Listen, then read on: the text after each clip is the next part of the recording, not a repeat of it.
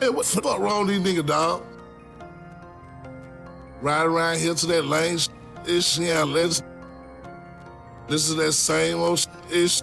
Niggas jacking niggas swag.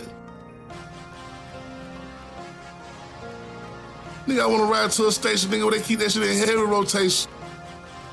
You wanna listen to that gangster, you know where to go, nigga. The pack just landed, the tractor trailers, they backing in. Get in the mix with the Westside Misfits every Sunday from 3 to 5 p.m. Let's get it. Light year. This kid drop out reach. Don't tune in right now to Westside Misfits. 3 p.m. 24/7, 365. DJ Loud, let's get it. Get in the mix, I'm in the mix. Get in the mix, I'm in the mix. Get in the mix, I'm in the mix. Get in the mix, I'm in the mix. Westside Misfits, get in the mix. Westside Misfits, get in the mix. Get in the mix, I'm in the mix. Get in the mix, I'm in the mix. Get in the mix, I'm in the mix. Get in the mix, I'm in the mix. Westside Misfits, get in the mix. Westside Misfits, get in the mix. Going live 3 o'clock p.m. You need some service, hit them in they DM. When I'm at the spot, go and get the pot. Cooking work while I listen to me mix a lot. They don't tell lies, they just state facts. Hurry up, go and follow it. Slick 316, be wildin'. Shout out to get in the mix, I'm in the mix. Get in the mix, I'm in the mix. Get in the mix, I'm in the mix. Get in the mix, I'm in the mix. Westside Misfits, get in the mix. Westside Misfits, get in the mix. Get in the mix, I'm in the mix. Get in the mix, I'm in the mix. Get in the mix, I'm in the mix. Get in the mix, I'm in the mix. Westside Misfits, get in the mix. Westside Misfits, get in the mix. Westside Misfits, get in the mix. You are officially in the mix, baby. I am Miss Mix-a-Lot. I am DJ Lab. And you know we got Slick 316 in the building. That's right. She won't pick up the microphone, but she in here. Yeah, she here. You'll hear her talking in the background. Right. Just all randomly. Yeah, that's her steal, but we're glad to have you. We actually have our guests already in the studio, and we'll bring them on shortly. That's right. I just had to tell y'all something that it wasn't even funny. But I posted on social media the other day and was like, dang, you know, the amount of educators messing with their students is astonishing, right? All the men on my post, we ain't had them kind of teachers. We ain't had them kind of problems. I said, what? Where them teachers were when I was in school? It was you. I didn't know that. I said the same thing. I didn't know that. Hey, it was one teacher. I would have gladly let her take advantage of me. It was so many folks on that post that was like, "Oh, where you been?" I'm like, let me tell you what's so crazy. I don't even remember a teacher at my school that would even look like somebody I would get some to. So I'm like, who? Y'all done had no fine teachers. We probably did, man. I ain't paid them folk no attention. Cause see, when you got brothers, you got to move a certain way anyway. And my brothers weren't really with that. Like they told me from the jump. Hey, all that, yeah. So you know, I had the same dude from the 10th grade up until I graduated. Hey. So I didn't know. A few teachers that could have. They could have got it. Look, all the men. I wouldn't have said a word. I said, I've been like, Miss Who? I don't know who she is. I saw you going over. No, you didn't. That wasn't me. Right. Hey, I had Afro-American studies teacher. Oh my. You remember her? Hell yeah, I remember her. Why wouldn't I? Crazy. Hey, have no teacher. Hey, I damn remember her tag number. I don't remember her tag number. I promise you, it's crazy because I don't remember an actual teacher in the school that I went to. That no, they didn't look like nobody I would like. You weren't paying attention. I probably wasn't. You weren't paying attention, Miss. Yeah, man, I had to walk around like a horse with blinders on, man. Hey, well, I got a lot of friends that be with a lot of teachers. Guess what, man? My inbox was blowing up, right? And it was women that I've been knowing since I've been out of school 25 years. I've been knowing them since then. They were telling me who they used to mess with, and I'm like, whoa, what? Yeah. Come on, man. Them folk didn't look like. I'm upset with you. Man, I promise you, I didn't know. When I posted on social media, I'm thinking everybody gonna be mad with me. No. They need to leave each children alone. Them folks like, boy, shit. If your PE teacher looked like something, he was fucking. Man, If y'all math teachers, I'm like thinking back. fucking. I'm thinking back to my teachers, like the coaches. That's what Nobody didn't look. That's what I'm talking about. One of them had an afro. Like no, one of them had a. Not him. One of them had a cock eye. Like no, I know. You know what? Be bold. Right. Just be bold. That's on that. Look, man, we had a great opportunity yesterday, man. We did Parents to Profit. Parents to Profit was I guess a networking event. We could say a workshop. It was a free workshop out there in Cobb County. It was we really had a good time. It was very informative. I talked about monetizing social media. One of the other ladies, Maisha, talked about couponing, and then we had Miss Carol Young that actually talked about using your God-given talents, man, to revenue income, and it came out pretty nice. How did y'all enjoy it? It was good. The mayor that was there. I like Oh the man yeah, was they there. came through. Yeah. And you know, Mableton just became a new city Oh, okay. within the year. Yeah, so they recently became a new city, and to have the mayor of Mableton there, as well as the guy from Board of Education. School board. Yeah, like Leroy Cobb County Trey. School board. Leroy? Yeah, his name was Leroy Trey, I think. Yep. To have him there, like that was huge because you get a chance to just kind of interact with the parents. You know what I'm saying? Like Right. on something that's positive. Right. Cause usually when you tap into people like that, it ain't no nothing positive. And that was one of the main reasons I said to them, even if you don't have anything to complain about, send them a message and tell them they're doing a good job. Right. If you don't have nothing to complain about, good, you blessed. Mm-hmm. But also keep them uplifted because that ain't everybody's story. You know what I'm Right. saying? So I was intrigued. They had a good time. My daughters had a good time. They did. Yeah, they stayed up, and you know. They were active. Yeah, they were actually active. Like it was a really nice I time. love them, church. They so funny. They like, hey.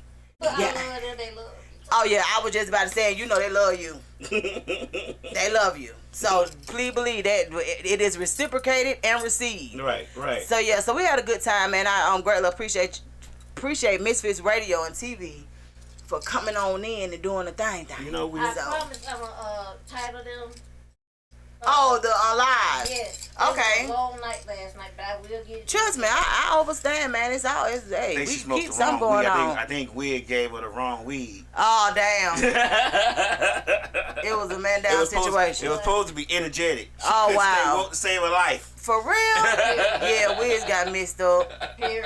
After- I'm trying to. After we get done today, man, we'll have You High Yet podcast coming on as That's well. right. So y'all continue to stay tuned. Once again, we're live on any and everything that you could be live on. We're live on our radio station, YouTube. We're live on Roku. We're live on Mixcloud. We're live on Facebook and Instagram. So anywhere that you can actually be live on, we're there. Let me give you our phone number just in case you guys want to call in. Our phone number is 678-740-9894. That's And right. y'all call in. That's right. So we're going to welcome Box. Y'all thought I wasn't going to get it right. That's right. Right. Formally. Right. Yes, put it up and get comfortable, man. That's right. Pull it on to you. Let me get comfortable. That's right, I was out man. here talking greasy. Oh yeah, From man. the back. Let me tell you. I like greasy conversation. Let me tell you, like it was so crazy. I had to just bring it up because I'm thinking people gonna be like, girl, like what? Man, them folk were like, Donna, like where you been? Man, I've been looking for that opportunity Right. Man, since listen. ninth grade.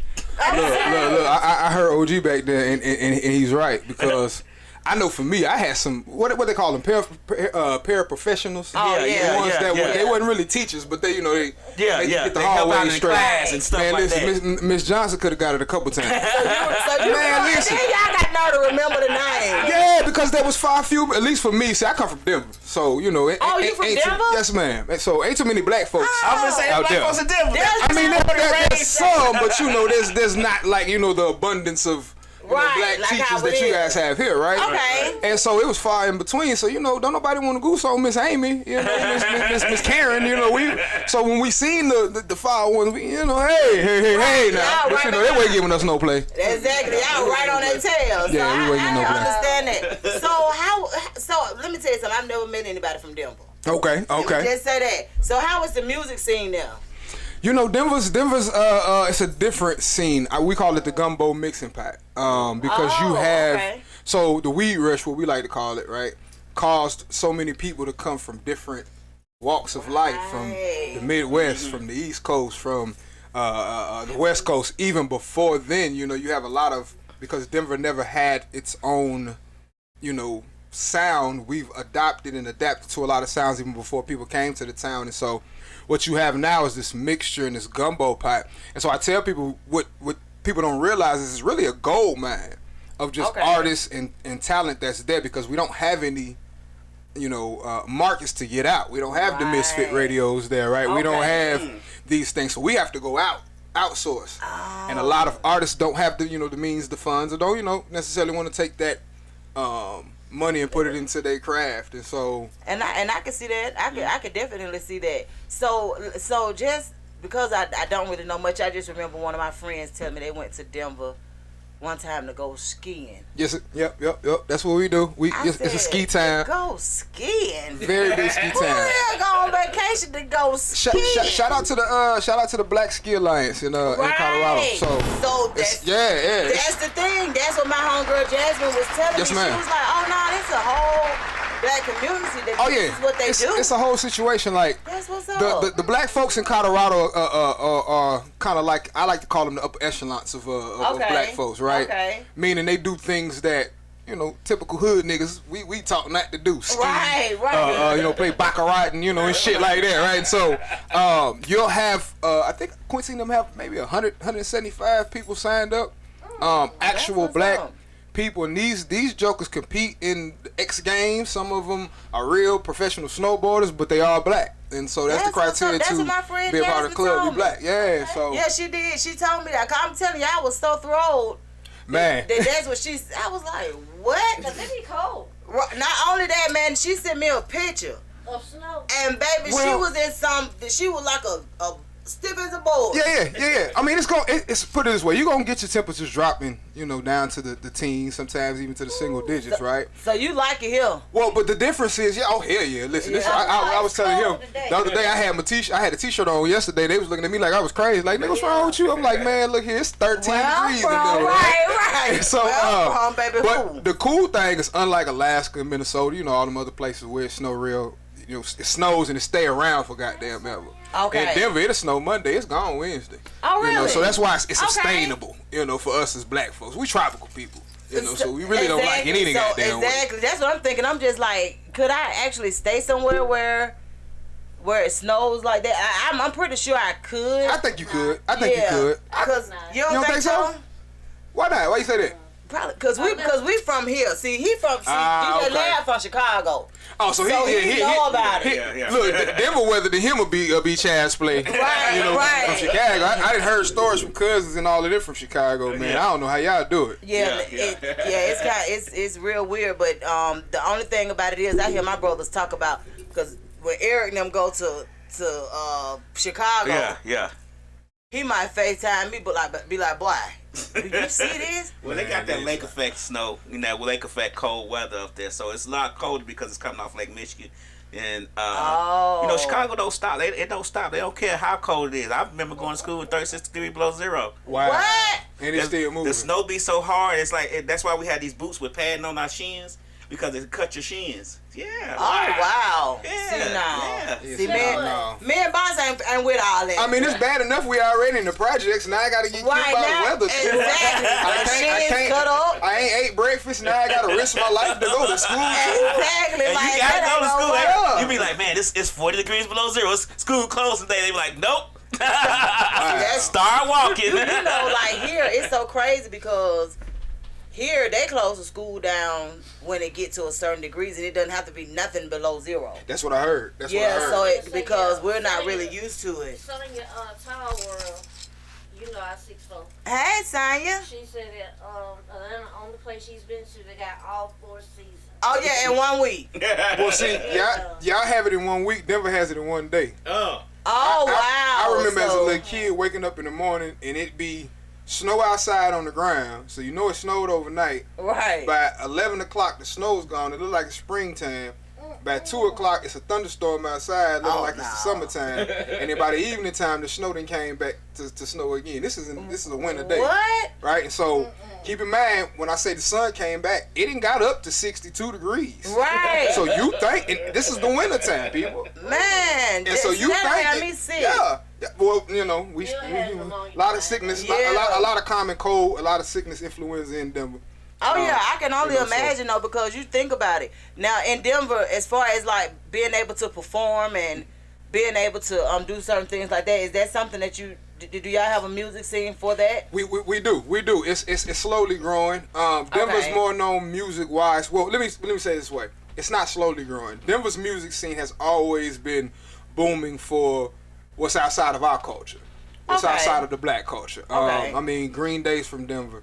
3 Doors Down is from Denver. You know, NDIRE. We have, you have those. You have those. Yes, ma'am. Eastside's finest. You know, Don Cheadle, the actor, Pam Grier. So we can go down the list of, so Denver has had it. Got some people. Yeah, we have our stars, right? Okay, Eastside. She went to East High School, East Angels. So these are Denver's finest, and so. But I think what has happened when it comes to our culture, we haven't had that breakout star. And so musically, I think Denver's always been there on a level. I mean, hell, we have Grammys that have been recorded there, that have been mixed and mastered there. I mean, even if you look at the scene when it comes to agriculture, what we've, the impact we've had for, weed. And so the reason why I say weed is because that is tied so much into the music influence now. From the pop to the rock to the rap. Right. Like Denver has become a hub, and so the weed has allowed other entities outside to see, they actually got some talent here. Right. Yo, you rap, you sing, you dance. We ain't even know it was here.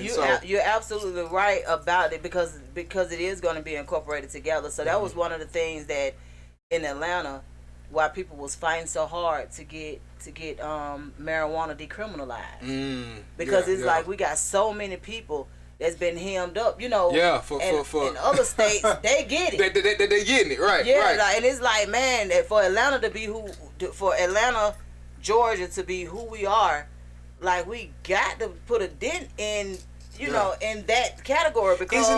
Isn't that crazy? Like, think about that. You can go 280 miles. Where we at? 280 miles north, right, to a place like Denver. That young man that's selling that $65 quarter here, he get caught in Fulton County. Hey, hopefully you don't get caught on Wright Street right here. Right.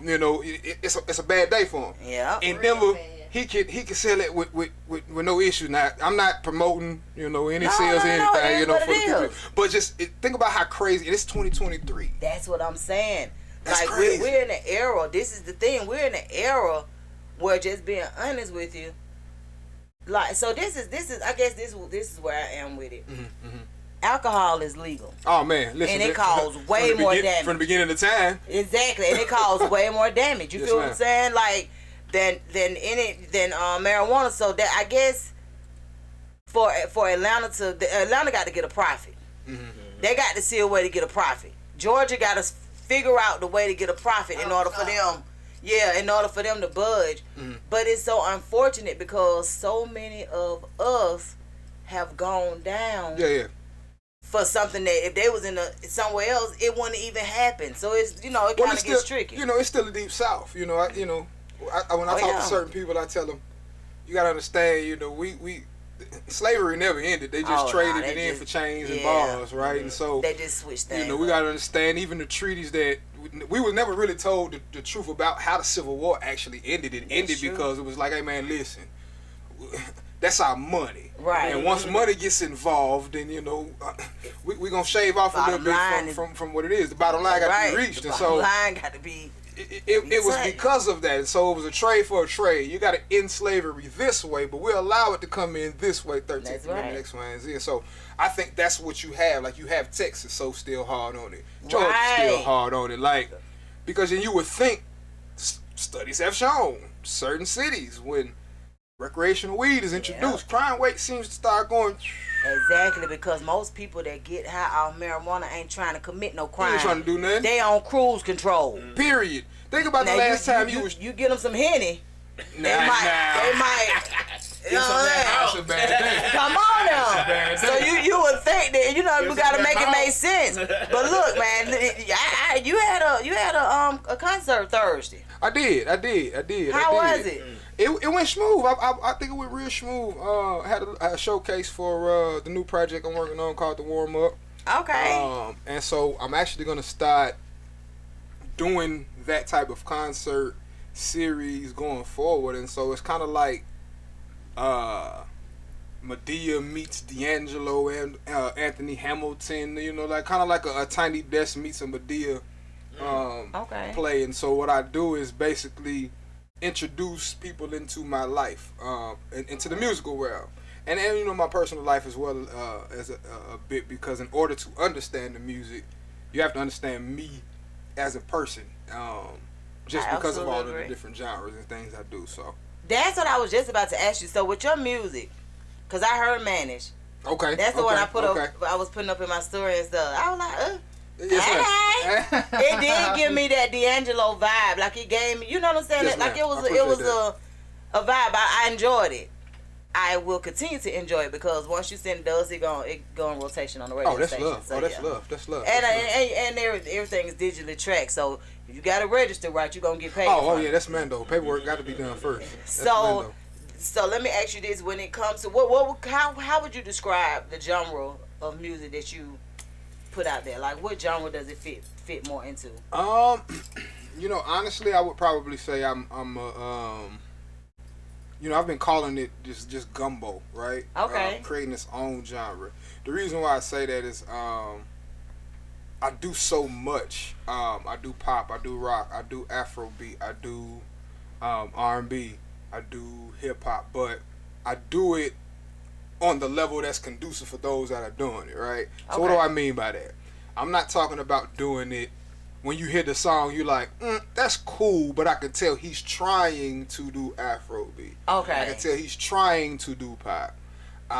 My goal is always to produce a record. If it's a pop record, and then I give you an R&B record, and then I give you a rock record, my goal is to always play it for that same person and have that person say, okay, who is this? Okay, that's Box. All right, cool. They play the next record. Okay, who is this? Right. That's Box. That versatility is all right. Third one, same thing. And then when they sit back and they say, but how is all three of them? And then they sit back, they listen the second time. Now you hear me. Right. Within that genre. And so that's what I strive at to be. If you take this record, nobody knows this is Box from the rap world. Right. They might know, but the record is so good, you can't just say, well, he's a rapper. No. Oh, but so listen to the you music. Rap too? Yes, ma'am. Yeah. What? Yeah. Because I heard you singing. I do it all. I do it all. That's what's up. I do it all. I play instruments. I play the keys. I play the drums. I'm a church boy originally. I'm a church boy. And you had to know. I was just about to ask you, really, how long have you been in the entertainment industry? So it's been 3 years now. Probably 3 really? years. At just going full throttle. I mean, outside taking of your house and doing it as a hobby, but taking it serious, put some money behind it for the past 3 years. But my entire life, Mama kept me with music. I wasn't allowed to listen to hip hop until I was 17, and so it was Paula Abdul, it was 80s music, it was old school, and then that helped me formulate. And going to my grandmother's house and digging in those record crates, I fell in love with the Shy Lights and Ray Charles and the Whispers. And so Ray Charles is my favorite artist of all time. Really? The Beatles is my number 2. And then DMX is my number 3. Oh, that's what's up. It kind of speaks to how and why I'm the way I am when it comes to music. Right. And we talk about like for us when we were children, we didn't have an option. Like my mom off top was either you could be an usher in the church, or you could be in the choir. Yes, ma'am. Oh, I know all about that. That was just being honest with you. We knew this from when we were like 3 or 4. Yeah. We knew, like, when we turned 5, we was excited. We get to be in the choir, you know what I'm saying? Like, because our whole family, that's what they did. Like, it wasn't no in between, and like some people chose the usher board, but they eventually went to the choir too. Because you sitting out there, you out there nodding off. You know your parents don't play that. Exactly. Like, girl, you better wake up. So if you're in the choir, it's a little bit better because you interactive, you know.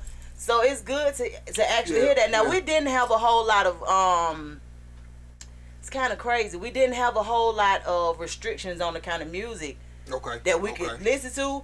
But our genre of music to go to was always R&B. Well, see, now here's the odd thing. It wasn't like my mama was making us go to church every Sunday. Like, we wasn't even going to church. Oh, okay. You know, that was when we went to Pearly May House. You know, right. We go to church, we go to Pearly May House. So, but in Angie's house, it's like, hold on, mama, every Friday night y'all in here jugging and doing shit and y'all dancing and doing this, but I can't listen to hip hop. And so I didn't realize, I don't know, I think it was just her way of protecting me from gang life and just, Let me tell you something. She had the right idea, because I remember the first time my mama heard my oldest brother play Beastie Boys. She said, what in the hell is that? I lost. She was like, what the hell is that? He was like, cause he had done got a little job at Piccadilly. So he don't go and buy it himself from Super Sign over there in the mall. Oh, he finna listen. So he go and buy it himself and went to play. My mama was like, hey, now I don't do a lot cause the idea of it was like the realness of it was we always listen to R&B. So my brother that's a year older than me wanted to hear As We Lay. Okay. That's what I'm saying. We didn't really know what they were talking about, but it sound good. half of us didn't. That's what I'm saying, but it sound good. Right. Man, I remember my brother asking my mama, how old Jasper. Man, we was children. Oh, wow. We was like, look, we had to be about 10. I promise. Trying to get to it. Hey, My mama, play that one more time, mama. Play one more time. He asked my mama to buy As We Lay, and my mama said, whoa. Y'all heard that? And everybody like, yeah, but you know, he don't really, but when we knew it sound good. Yeah, he probably was just based, I just like the way it sounded, Yeah, harmonies, see, that's tones. how we were. So when my oldest brother came with the Beastie Boys, you know, we all looking crazy like, bro. Ain't no harmonies, tones, nothing in that. Right. We like, oh no, this ain't gonna work, brother. You gonna have to kill that with your mama was like, nah, I don't know about that, Eric. We know about that. We ain't gonna, you can't play that around the kids. So he was able to play it with him and his friends, but he couldn't play it around us. And we was always together, so it didn't work. So he was like, man, y'all always messing up stuff, you know. Right. It was all love, though. So for the last 3 years, you've actually been serious about, about the music. And so what's your situation? Are you signed? Nah, not signed. We running everything 100% independent right now, and so that the cool thing about being in that space is, you know, I collect three different bags. You know, I got the artist bag. You know, we are songwriting, so you know, for artists, for you know, sync licenses, we got that type of situation in play right now. And then, you know, artists reaching out for features and hooks and things of that nature. And so other artists who are looking out, you know, are looking for features and stuff, it's wide open. Right. We ain't taxing too heavy over here, but again, it pay to play. That's right. If they taxing me, I gotta tax y'all a little bit too. So. Exactly. But nothing over the head, because again, at the end of the day, I'm a single father, so I understand what it feels like to be, you know, in a space where, and then not on top of that, I'm a single father that's an entrepreneur. So I don't work a 9 to 5. I own my own IT consulting firm, and so, oh really? Yeah, that's where the meat and potatoes come for this. And so for me, it's all about, if I'm gonna put my hard-earned money into something, you best believe I'm gonna go hard. So I don't understand, you know, the young men or even younger than me who ain't out here on a Sunday at Misfits trying to get it in with the with the greatest and the greatest. You feel me? I think it's more about artist etiquette. So like when we were growing up, artist etiquette was huge. Yes, ma'am. So it's really good that you had that guidance. You have somebody right there with you that can guide you through it, because a lot of these artists now don't have that. Not at all. Not at all. So a lot of times, you know, like you see them doing different things and you just like, whoa. They don't really know that something is wrong with, like, they don't really know that they actually think that you'll make music and immediately start getting paid. Yeah, yeah. Their idea of having to put in the work is totally thrown off. See, and I'm glad you said it because I was talking to my partner about that the other day. That's the creation of the I call it the machine creating an illusion for the Matrix, right? Right. You got to think about it. We're in a time right now where a lot of people are escaping the Matrix. A lot of people are turning into your Neos. Because if you think about when Neo came a lot, it's just basically Neo coming awoke in the Matrix and realizing, wait a minute, something ain't right. And so you think about what time period have y'all seen just us as being on Earth, this many black people coming to some form of awokeness, right? Some of it might be bullshit, a lot of niggas be bullshitting, cap. But just saying, even the ones that's bullshitting, to be able to be in the space where they want to pretend that they woke was never there before. And so now what has to happen is now we have to no, we need clones.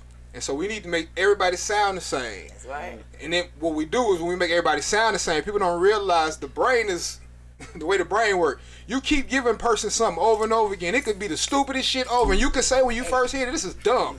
By the 30th time, you like, shit is kind of catchy. Exactly. That's how it works. That's how the mind works. So that's what they do. And see, a lot of times people don't really understand that because you think about some of the songs that you hear on the radio, and at first you might be like, nah, I don't really care for that. But after they play it so many times, you're like, damn, I guess it's alright. You know what I'm saying? Like they just gonna keep damn playing it. They pick it. They pick the records. They pick who they want to be, the celebrities, the stars. No shots at Ice Spice, but she would never survive in '98. Exactly. No shots at half these, but they would not survive at the height of when you had to have a talent. Exactly. And when you had to actually get out here and put in that work. Like we come from an era where you had to put in that footwork. Now that's the key. That's the key. Footwork in. See now they got the technology to just kind of, you know what I'm saying, to give them a brace. Right there. And it's totally different. Like I remember, just being honest with you, and my brother will talk about it all the time. I remember when they were trying to get their record deals, man, they were showing up to folk houses, man, putting shit in the mailbox. Yeah. You know that's illegal. Yeah. They so crazy. They don't even know that the shit they doing. My mama found that out. She said, "Hey, you can't touch nobody damn mailbox." They were like, "Oh, we can't." She was like, "Man, where did I go wrong?" Hell no.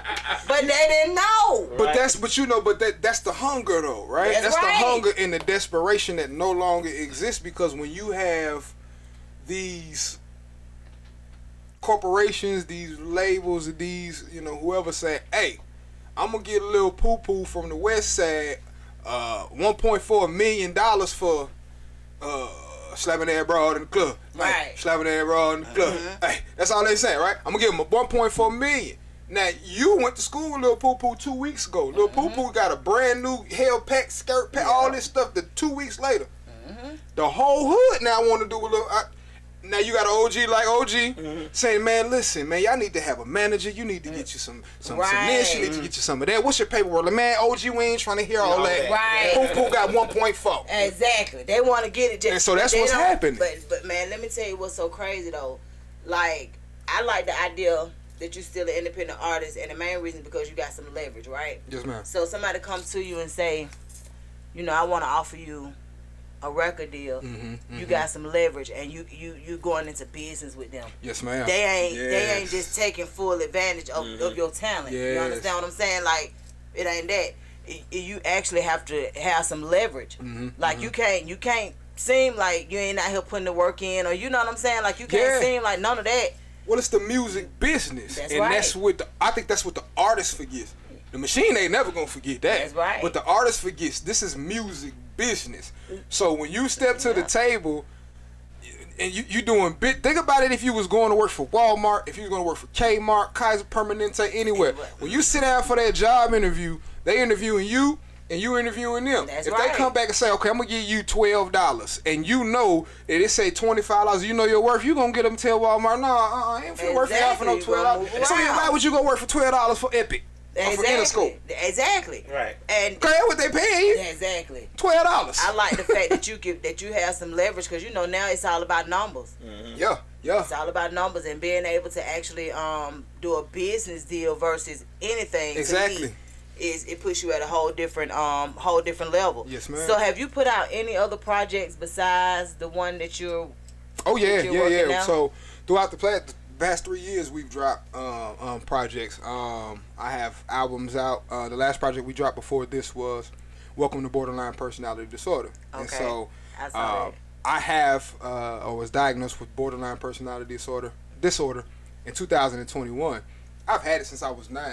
But you know, us as black folk, you know, we don't. We don't know till we know. You know, we don't know, and then you ain't crazy, smoke blunt, go about your business. When you right. talk to the fellas, and when you talk to the self-medicate. hood, you know, ain't nothing wrong with you. You just, you know, you crazy like your uncles was, you know, stuff like that. That's what they tell you, right? Seriously. So, but when you start getting to the point where you get older, you have children, you want to be around longer. You begin to say to yourself, okay, something's really not right with my mental, and so I begin to seek help, and I, you know, got officially diagnosed, and since then been in therapy, and you know, DBT therapy, which is a group therapy, and I love that, you know, going through my steps and just, you know, trying to evolve. And so for those that don't know, I'll be quick. Borderline personality disorder, because a lot of people think it's a personality disorder, but what it is it's the inability to regulate your emotions. Correct. Your emotions are so extreme in nature, and they look like other people. Right. So and I've been dealing with that since I was 9, but didn't know until I was, you know, 37 what it was. So imagine going through your whole life with that. Let me tell you I knew that. That's why I wanted you to even bring it up, because what a lot of people don't do is be in touch with that side of them, right? Yes. This is the thing right here. Like, I always tell people, if you come down with diabetes, if you come down with any kind of disease, you're going to treat it, right? Mm-hmm. So when it comes to our mental, I'm all for, you know, for getting in there and seeing what's going on, and actually working with it, because guess what? You got to treat it. You got to. If you don't treat it, then you know, like, anything, it festers. Yes, I'm telling you. And it kills you eventually. Exactly. So I love that about you, that you actually got in there and saw what was going on. Yes, I know you mentioned that. I appreciate that. Absolutely. You mentioned that you're a single father. Yes. And the last thing that you want to be able to do, the last thing that you want to do is not be not be around. Yeah, I tell people I'm trying to be here till I'm 90. Like, I don't understand, you know. I understand we live hard. Yeah, we black, but I want to be here till I'm 90. Why you say 90, 80, 90? Because I need my children to be the age I am now, you know, in their 30s, in their 40s. And then, because then I know you got it together. Because I know what it took for me to get there. Now, I pray that they get there before me, wise up before I did, not make some of the same mistakes. But I understand that they have their own journey, their own human, so it's going to happen. But let me, God, be here long enough to be there. But see, I think this is where people mess up. They pray that prayer and they think that's where it stops. Where your work at? Right. I got to stay in the gym. I got to eat healthy. I got to do the stuff that they told us for years. Well, that's some white people do. No, you know, that's why they living to 90 and we now in at 55. Come on now. Black men. Exactly. You definitely right. And like, that's one of the things that I'm really happy now that people are tapping into it. They're understanding more. Yes, ma'am. They're knowing that like, black men are powerful. Yeah. And that's why a lot of things are always taken away from you guys, because they know with it how much power y'all hold, right? Mm-hmm. And I always tell them, I'm like, look, if you can get in a space but you mentally okay, trust me, you're gonna be all right. Yeah, because that's the first key. Once your mental is right, a lot of, especially for me, once I started working on my mental, it started helping me understand I'm the most important person. That's right. You know, before any female fellas. Yeah, right. I mean, you know, same for the ladies. Oh, you know, ladies, I really don't say ladies too much, because ladies tend to already know that. Most ladies tend to know to put they self before, you know, a Negro. It get kind of weird for women. A lot of times we don't really know that until we know it, right? So we don't start off knowing.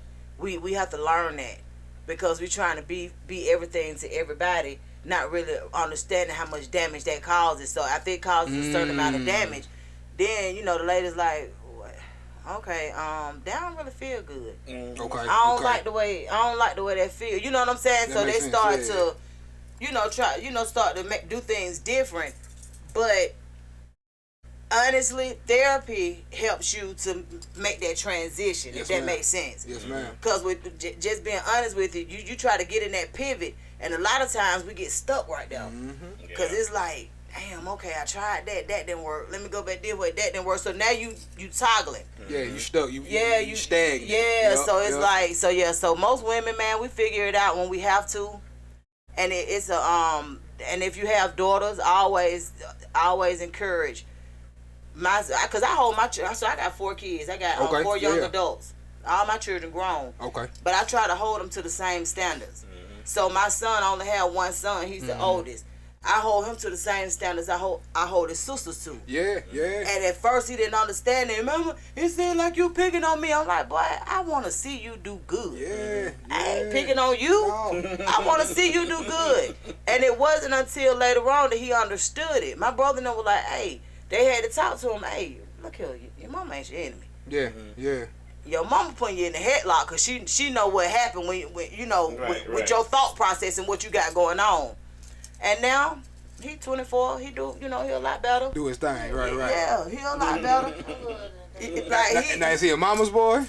You know what's so crazy? Not really. Okay. Not really, and the main reason is because I was real big on that not happening. I want him to know he loved. Okay. You got me. I'm behind you 100%. But as far as being, you know what I'm saying, like certain coming to me about certain things, I'm like, nah, go to your uncles. Right. Well, it's funny you say that because I think that's the perfect balance right there. I think for me, my mother was the opposite. Right? She was so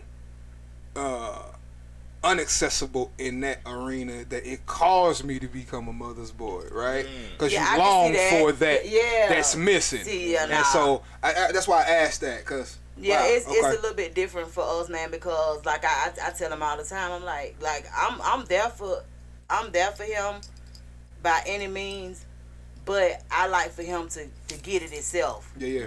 And what I like about it is he's receptive to that. Yeah. So like he ain't gonna, if he needs $20, just being honest with you, he ain't gonna immediately call me. Yeah.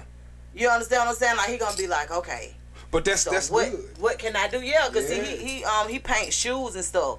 So he'll be like, he might ask me to take him to get some shoe paint. Okay. He'll be like, understandable. Can you shoot me to such and such to get some shoe paint or something like that? Because he don't really drive no more. He had a car accident a few years ago. He don't really drive like that no more. So kind of PTSD. Understandable. So so he'll ask me to take him to get to do something to get some money. Yeah. But he ain't too tough in them. But see, I don't mind that. Like if my oldest daughter was to call me and say, "Hey, Daddy, can I get it right? Oh, you gonna go get some money? Okay, cool. As long as you getting some money, you doing something that's going that way. You doing something constructive, exactly. Yeah. So that's kind of like how we do it. That's why I say, man, I salute. Like a lot of times people don't understand it, but anytime you're a single parent, man, I super salute. Yes, ma'am. Because I appreciate that. Yeah, and salute to you as well, Queen, for that. Absolutely, yes, because ma'am. The thing about it is, man, when you are all your children have, you have to kind of move a little different. Yeah. Well, for mine, they have their mothers, respectfully still around, but we split time. I tell people, for me, I split time. There's no weekend dad with me. They with me half the month. They're with their mother. And see that works though. That works. Most people honestly they don't really have that. Yeah. So that works. Like if you have a decent relationship, honestly. Yeah. With what I'm saying, like if you have a decent relationship with the person that you have children with, man, you winning. And that and honestly that came over time. That was that was never at the gate. It was like boop boop boop. Shoot back, duck back, Right. But I thank God for it now being where it is to where we respect each other's boundaries. I can call her and say, hey, I know I'm supposed to pick him up this day. Can I get extra time, extra day? And no problem. Right. You good? Yeah, I'm good. And see, you can't beat that. Vice versa. So that peace of mind. It's the peace of mind. That's right. That's what I'm saying. Like that's what it's about. So do you use? So I know you said that you write music. Do you use music as therapy? Yeah, music has always been my therapy. Okay, cool. Being bullied in the projects because I was so different. Yeah, I was bullied. Mm-hmm. Imagine being the kid in the hood that wants to listen to Nirvana and listen to Paula Abdul riding my Mercedes, and everybody else want to listen to UGK, and I'm outside with it in my Walkman. I want to wear the corduroy outfits because they cool, the jacket with the pants, and they match with my feelers. Right. That's what I like. I like Jordans, but I don't want to wear the Jordans. But in the hood, Jabos and J's or Reeboks. And so now you're getting bullied by the 14 and the 15-year-olds at 11 and 10. And so, For real? yeah, that's ultimately where, my mama got tired of it, me running home, and finally said, well, I'm going to teach you to box. And so she put me in boxing. And so after that first year, I ain't get my ass whooped no more. Right. I got So, play our ass now. I fought from 9 to 19. So I gotta ask you about your name. yes, ma'am. Yeah. What, Get into so it. is that where did box even come from? So it came from boxing. It Okay, came cool. from just the passion to like to box, to fight. Okay. The old heads around the way would just be like, this boy, you just like to always box. You just always like to box on something. And so they just call it Lil Box. That's a Lil Box boy. that's He what's just up. want to fight and box. And so it just stuck to me. And so I would go back and forth, to Mississippi for the summertime, and then back home in Denver. Ooh, did you Yeah. So Did you that? Mississippi. You know, he swear everybody in Mississippi get hung if they play. oh man, no. You know what? Well, they are still lynching. They are still lynching, even in this You didn't even this help year. the situation. You did almost. But Mississippi is definitely. I tell every black person, if you got Drive relatives around from Mississippi, you need to go back at least one time. Don't be scared. I don't have no relatives in Mississippi, so I'm good. Oh, okay. Well, you good. But your whole, but I know that's black because come from Chicago. Right. They probably already there now. But you thinking that everybody in Mississippi is I thought that about Georgia. Really? Yeah. Yeah. Said that. When my first year, you gotta remember, I was young when I came down here for college. I was only 15. So when I came down here for college, my friends in Chicago was like, the Klan gonna be waiting on you when you get out the plane, right? Oh, hell no. Yeah. They told me you were gonna get home. Yeah. Or lynched, whatever. So Yeah. you got the plane. That's You the can't look white perception. folks in the face. Yeah. Really? That's the percent. You gotta keep it anywhere outside of the deep south. What? And nobody that's actually been here or don't have relatives that's still here. They got Mississippi Burning. Yeah. They got the that's movies. true. So they watch never those came down movies here and it before. perpetuates. Yeah. Oh my God. Yeah. If we go down there, we gonna die. Yeah, I can and see that. Yeah, we never So, came down here. so how often are you in Atlanta? So I'm in Atlanta. OG, how often am I in Atlanta? Probably twice a month. Okay. At this point, Why? Y'all trying to move? that's they trying to get me down here. I don't know. I might make the move to transition down here to the ATL. Well, make sure you stay with some for real Atlanta people. Oh new yeah, Atlanta, I've been hearing the that. new Atlanta. So put me They're on. different. What's the difference between the new Atlanta versus Atlanta? The new Atlanta don't know nothing about Freaknik 95. Okay. So 93 was They're not, but the old Atlanta keep reminiscing about Freaknik. okay. Let me tell you something.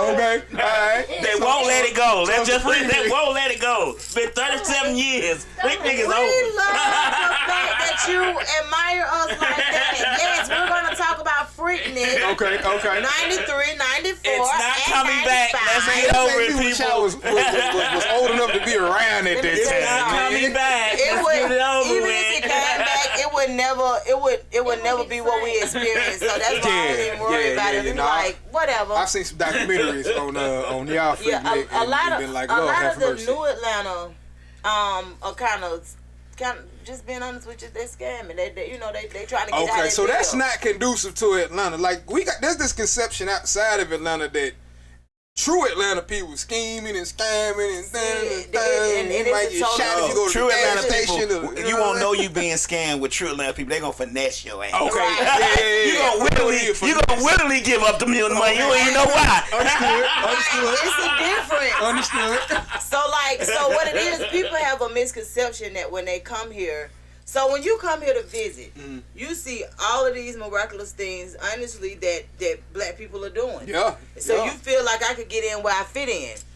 You can, but you can't cheat the work that you put into it, if it makes sense. Oh, so they trying to bring their So they BS try, right? Okay. So you can't, like, the hustle, the grind, know how much you put into it. Right. Yeah. And it's just that plain and simple. But if you're not from here, you don't really know for real that when you come here, you probably gonna have to get a job. You know what I'm You're saying? gonna have to get a job to offset some of the stuff that Right. But because they feel like they think every day is a party. Well, that's they be watching BMF. That's what I'm saying. They thinking every day is a Beach party. did it. But this is the thing that was meeting them in the 90s, 2000s. You know, well. Yeah. So it's weird. It is weird. Then for them to come here and actually think that's what's going on, so they look at all the reality shows. That's that right there. That right there. But this is the Well, the see, thing. and Most of them got jobs too. Yeah. Well, and see, that's what's not We being gonna shown, show that as right? not work. That's what I'm saying. Like most of them got jobs too, or they got businesses. Yeah, and something they that's tryna- offsetting. Yeah, so it's like everybody working. But if you ain't from here for real, you thinking that everybody partying, and it's like, And what? then you try to shoot you, rob you, whatever. Yeah, they Man. entitled. You A lot of them gotta watch entitled. Right. Keep your head on swivel. You gotta keep it know on what the I'm saying? swivel. And just watch where you at. Yeah, so that, you know, I always Just get you a tell boutique, people you be good. a boutique. It seems like that's what everybody come down here and do. Come get them a boutique or a shoe store or Get you a hookah lounge boutique or something. Get you a boutique That's what I'm saying. Like you got to get in there and and make you some beats. And Atlanta got more In the damn back of hookah the than boutique. Afghanistan right now. Right. Hey, man, I look promise here. you, y'all do. for real, Now, for I real. will say, I hope it don't make a lot of traffic this way. But what you call it, building the studio, right? All that Lions. Okay, yeah. But we hoping that it don't bring a whole It lot. is. Oh, But you it know. probably is. You know it is, I was though. like, man, golly. The thing about it is though, so what happens is a lot of times you hear people say they from Atlanta. Like with us, we tell people off top. We're located. We're in Douglasville. Yeah. We try to give people a realistic idea of where they're coming to, because when you say Atlanta, Like they Decatur just be ain't like, Atlanta. yeah, like that ain't it. That's Decatur. Well, so Yeah. it's that. I heard that. Like OG put me up on that. Like, cause I seen what's her name? Amarillo. Yeah, you know, a while back did that song. Oh, yeah. So I was Not wondering, Atlanta. like, they really be beefing like that about them? And he was Oh, like, yeah, let me tell you something. They'll tell One you in a thing minute, I about ain't from being- Atlanta. I'm from such and such. One Like, thing all from right, being from the city, man, we hold that near and dear to us. Okay. Because that, like, most people, honestly, they're saying they ain't really from Atlanta. You might bump into 5 people out of 100 that's really from Atlanta. Okay. So we Meaning do- went we to all that elementary near and hill, near, like, you was right. born and raised in this bad boy. That's right. Okay. But we Yeah. say we from Atlanta. We from Atlanta. I was born at Grady. Well, I mean, yeah, Okay. you're a Grady baby. Yeah. On Fair Street. I went to Ilmatic Jones. Okay. Yeah. You don't get no better than that. Right. Right there at the AUC, I had been 18 for about 20 years. Right. Okay. Hey, I'm not listen. old I ain't enough to be in college, but I was in college. But you were there. Okay. But the real, hey, okay, so that makes sense. Yeah, Cause that's so- how we do it in Denver too. Yeah, so the real Atlanta, we just like to, let people know that that's what it is. And to be honest with you, a lot of times when they talk about that Southern hospitality, it is from people that's natives of Atlanta. Ah, Like, we treat you a little different. Yeah, we speak. Man, listen. Yeah. Okay, thank you for clearing that up. Cause I be in the airport at some of these little Yeah. spots, and I'm like, why are these people so rude? Right. Yeah, a lot of Like, them why not. is it? They're not from Atlanta. Cause Okay, like okay. our customer service, honestly, is even different. Like even a lot of our children operate a little different. Just being honest with you. Okay. Yeah, you'll be like, okay, so we see you. You've been raised by such and such, but yeah. It's just a little bit different. But I always say, man, if you come down here like you already got a IT business, Yeah. you wanna come down here and put the gas to the flow, like doing what you are familiar with.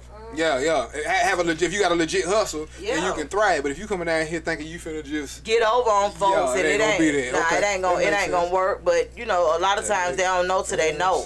So you know what I'm saying? By that time, it's too goddamn late then. Right. It's too late then. Exactly, cause they run into a real ATL and it's like, whoa, wait a minute, I wasn't expecting that. Right. Okay. Duh. Better duck your head. Exactly. So that's how it is. What's the first song we'll hear from you? So we working on Manish right now is the single that we pushing right now.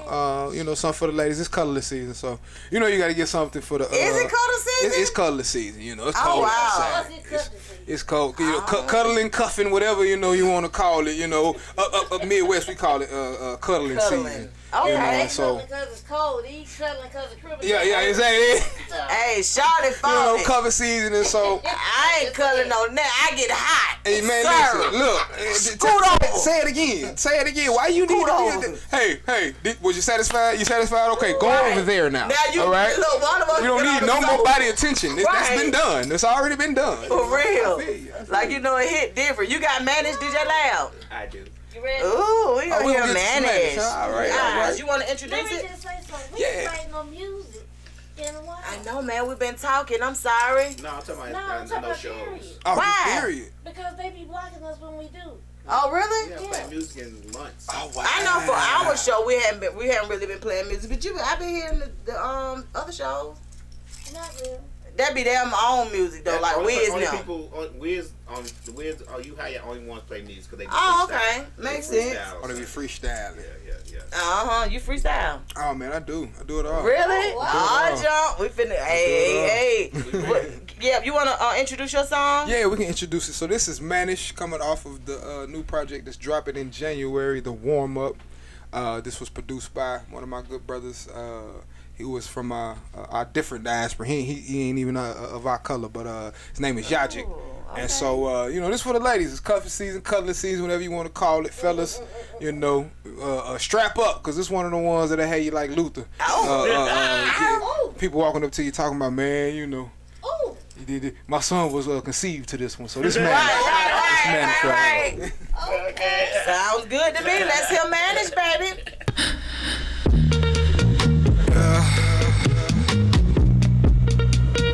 Make me feel so alive. Yeah. Alright.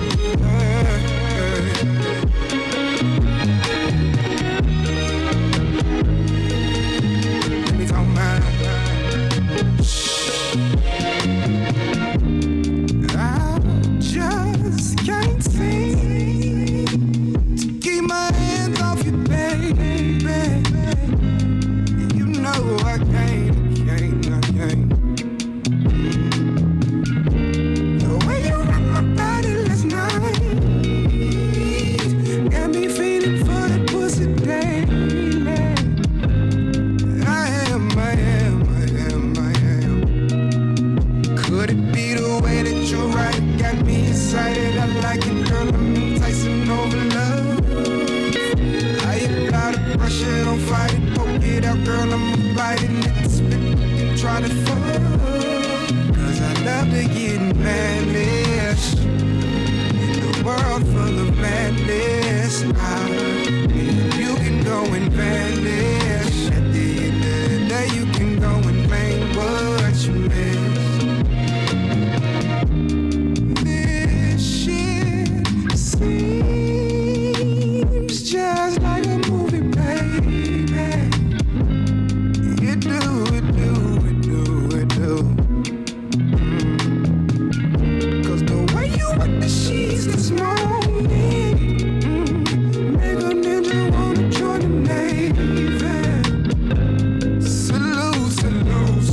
Salute. Could it be the way that you suck it got me needing every bit of your drug? Cause I wanna be loved.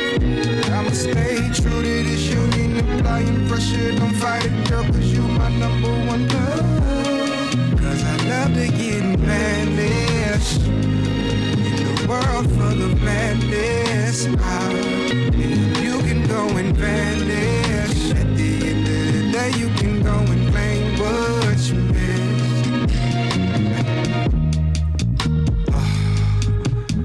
Yeah. Shit. Ooh. I know you like that. Damn. Slow down. Baby, slow down. Baby, slow down. Baby, slow down. Girl, I know you made me want to say, oh, girl, you make me say, make me want to say.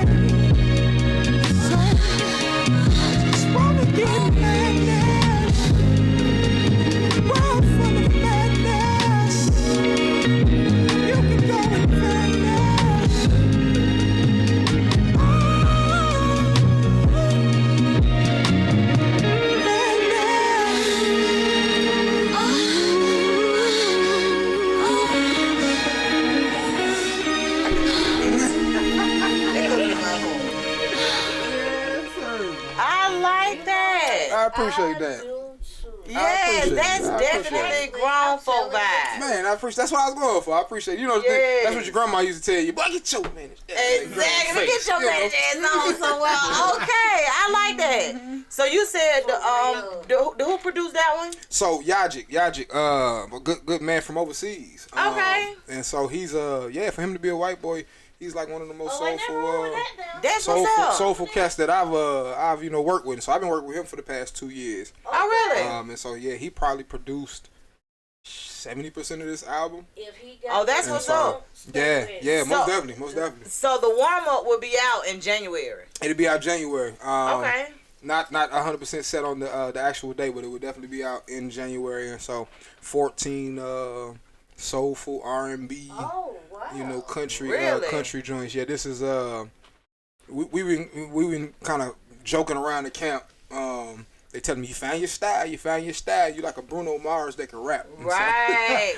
That's the joke. Definitely gumbo around, and so we gonna give it to the world raw, real and nasty. So that's what's up, man. I'm impressed. I can't wait for you to actually upload a video of you performing that. Now that's gotta be a hot visual. The video is actually out. We shot the video. It's D'Angelo inspired, so I did it like untitled. So it is for the ladies, fellas. You might not want to watch it without your ladies. You ain't buddy. Yeah. The clothes are off. So again, it's for the. You got the right idea. I spent 2.5 months in the gym. That's right. To just for that video shoot. So that's what's up. Yeah, I probably put about 10 of it back on since then. But yeah, we got right for that video. So yeah, it's on YouTube. It's on the Boxville remix, and I'll be on it. Hey, come on in there, OG. Hey man, come on in there, man. I keep all this love. Hey man, listen. Average man video. They need it too. The average man, they need it too. They need it too. So it's actually on YouTube now? Yes, ma'am. It's on YouTube right now. I think we have 4,000 streams right now. I'm gonna have to check it out, but I actually want to see you perform this though. Okay, so we are setting up another showcase coming January. Okay. Second, third week of January, so I will be back. I'll make sure you are there. Yeah, I'm gonna. But the showcase is on YouTube right now that we did I did Thursday. See it. It was it's all right, but I got the link. Say again. Where's the release party? So thank you for saying that. January, the end of January will be the release party.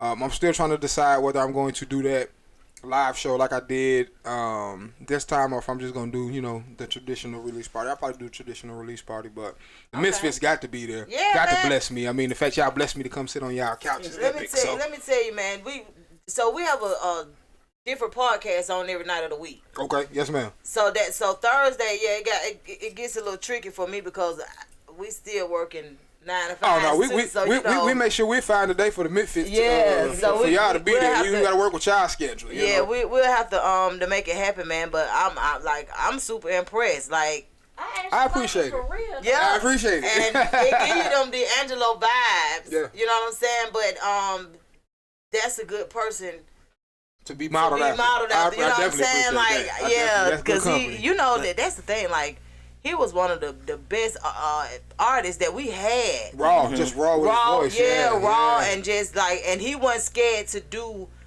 what other people was kind of, I don't want to offend. He gonna tell you what it is. Yeah, he didn't care. He got up there naked, and everybody like, whoa. It was working. Exactly. Well, he I believe he understood, that women run music. He understood. He studied Prince though. D'Angelo really studied Prince really hard. Yeah. He studied Prince really hard. A lot of people don't realize that D'Angelo did study Prince a lot. Mm. Prince was a showman like that too. Yeah. Absolutely. With his butt out and all that. But he had the women, you get what I'm saying? I should say, but Prince also understood the dynamic of the music game, That's right. Fellas don't know, like, in order that 85% of your consumers are female. The other 50% is white folks. Man, look here. It's not none of your partners that you know telling you that your shit is dope. So I remember my uncle actually gonna physically purchase your music. You feel me? Yes, sir. For real, I remember my uncle telling us that Prince was the only man he knew that could take anybody woman in a pair of heels. The only one. The only one. Think about it. That's true. That's true. And when you look back at it, that's exactly what it is. You know what I'm saying? Like, think about who they call him. He had to be 6'4" at all. 4'11" to take him. Exactly. Easy. I mean, look at Drake. Drake has the same Prince effect, you know, and it's so crazy to see how these fellas haven't figured out the cheat code. LL Cool J, they still ain't figured out the code to it yet. Right. It's the ladies. You get to the ladies, and you know you got the order. The men gonna follow. Right. I was just gonna say they gonna follow the ladies. Yeah, the ladies support. Then you're right, men come behind it because anytime you're doing shows and things like that, and you got the women saying, "Hey, I'm gonna be there. Yeah. You gonna have men right behind them. You know what? Yeah, yes, man.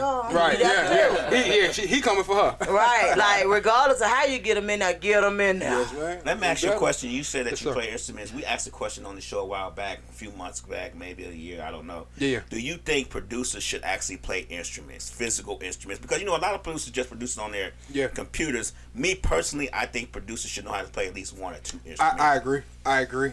That's why I mess with the producers that I mess with, Yaji in particular, because you can hear, as you heard Amanda, she played all those instruments live.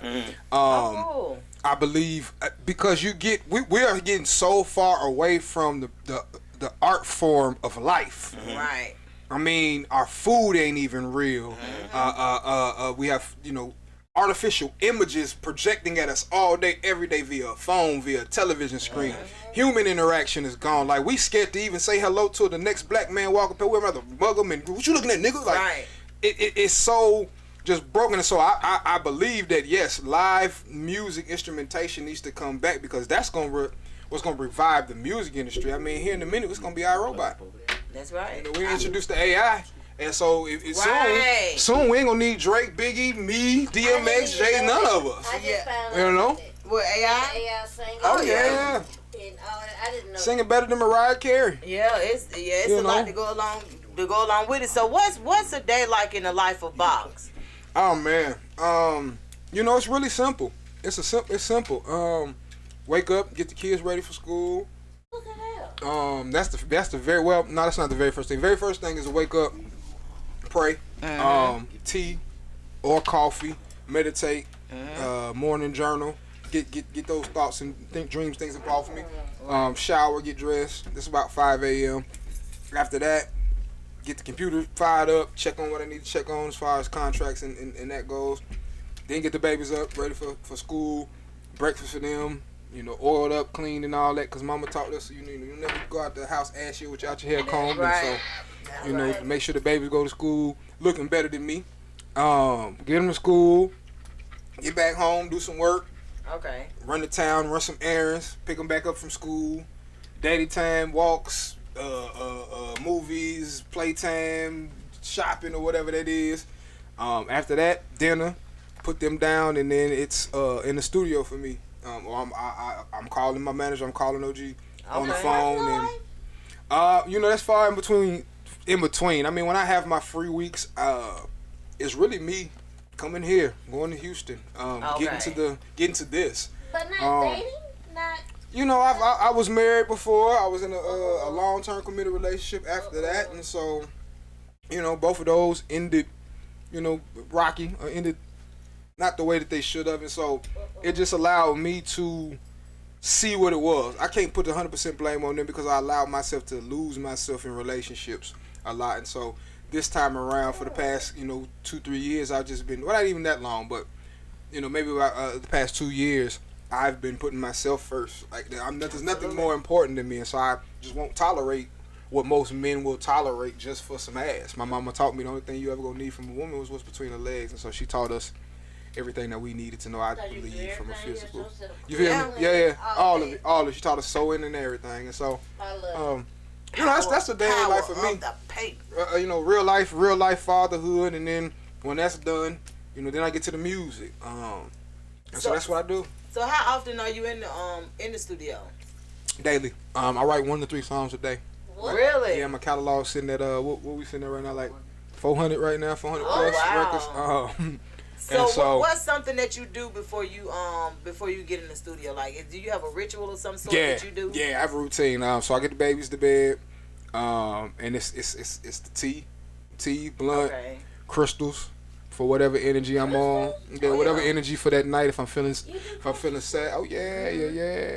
Yeah, big on that energy. Oh, yeah. Gotta have the energy right. Okay. Crystals either on me or around me. If they're around me, then I gotta put some copper around them to make them insulate. I go grab whatever fragrance I'm feeling for the night to set the mood. If I'm on some rap stuff, it might be a frankincense. If I'm on some softer stuff, it might be a jasmine. Burn the incense, and then I'm a backwood guy, so I have my backwood and I lock in the studio, and I'm in there from 11 to 3-4 in the morning. Sleep till 6. Back up at 7 to get the babies ready again. That's on the night I'm recording long. But yeah, it's a 5 a.m. wake up for me every day, regardless of what I'm doing. I was just taught that by my OGs. When I say my OGs, that's my uncles and that's my mama. You can get so much done from 5 to 8. You can get a whole day done from 5 to 8. I promise. And people don't realize that. And so that's just the power of having that. So yeah, that's the day in the life of Box, for real. Okay, that's what's up. It's really mundane. I like that. I like the fact that because apparently you can record yourself. Yes. I again, one of them things for me was yeah, you can record yourself. Yeah, if you're gonna do it, my mama taught me, if you're gonna do something, you better do it all the way. That's right. And I don't believe in depending on people, because life happens to people, and I don't want to be that person to be mad at this person because of a life circumstance. I'd rather keep that relationship pure, keep it clean, and just say, all right, I'm gonna mix that. I'm gonna do that. I do a decent enough job until I got to get it to where it needs to go. But yeah, I do my own graphics. Every flyer you see, that's put out, every logo, I draw. I just finished the coloring book. Welcome to Borderline Personality Disorder. I actually have copies coming for you guys for Christmas. That's what's up. So OG Mail will be bringing them back to you guys. I got a female version. I'll show you guys on my phone when I thought I was special. I like coloring books as an adult, right? Yeah, it's an adult coloring book. And people really be like, don't you still color? They are. I'm like, yeah. They're adult coloring books, so they're for you guys. We got the real fine.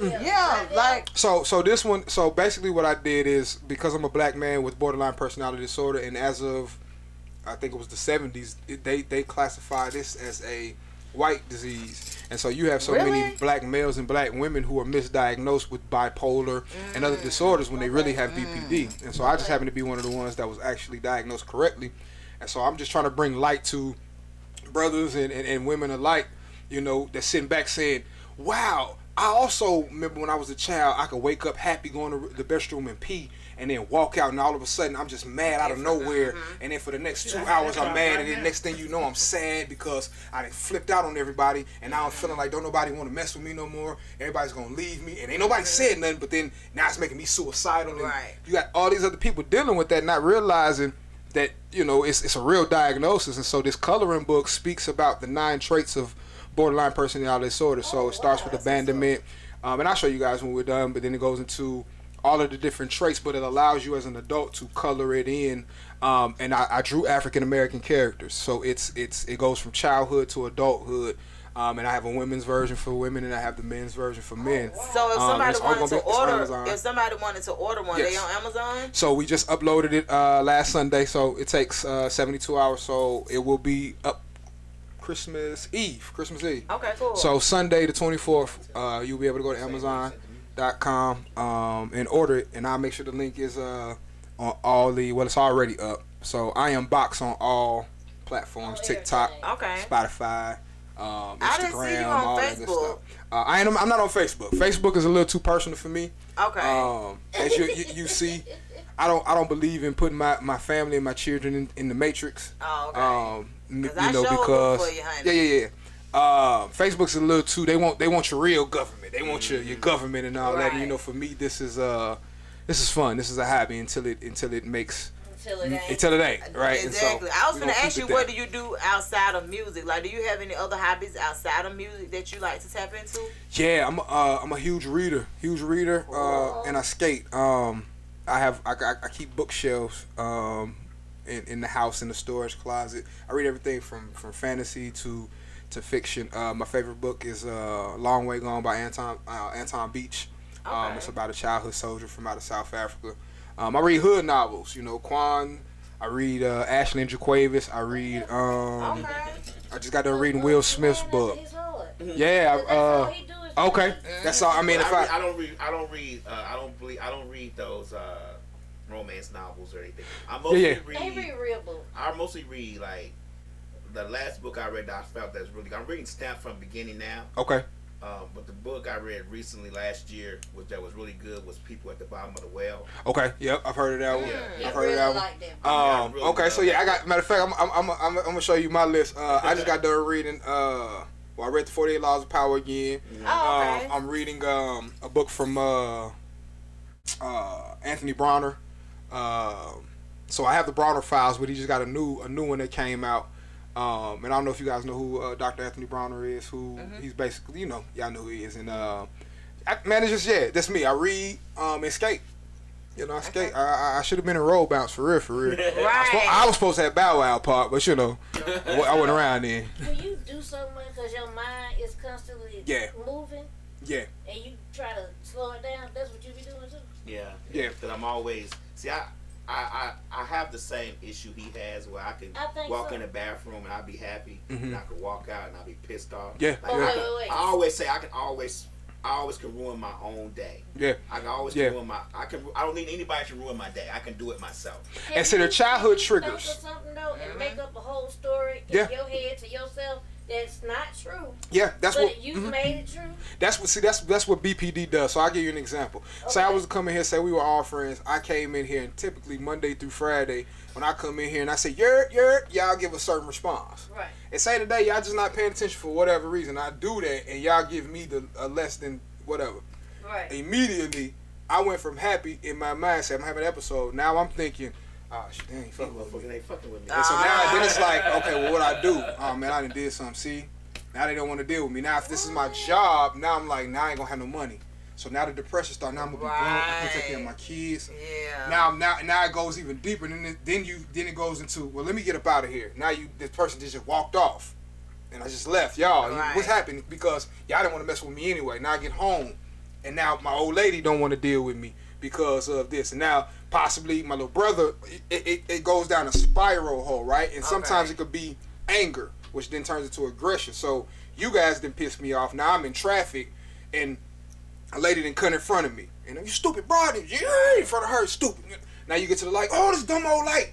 Then you hear, why are you looking at me? He walking down the street.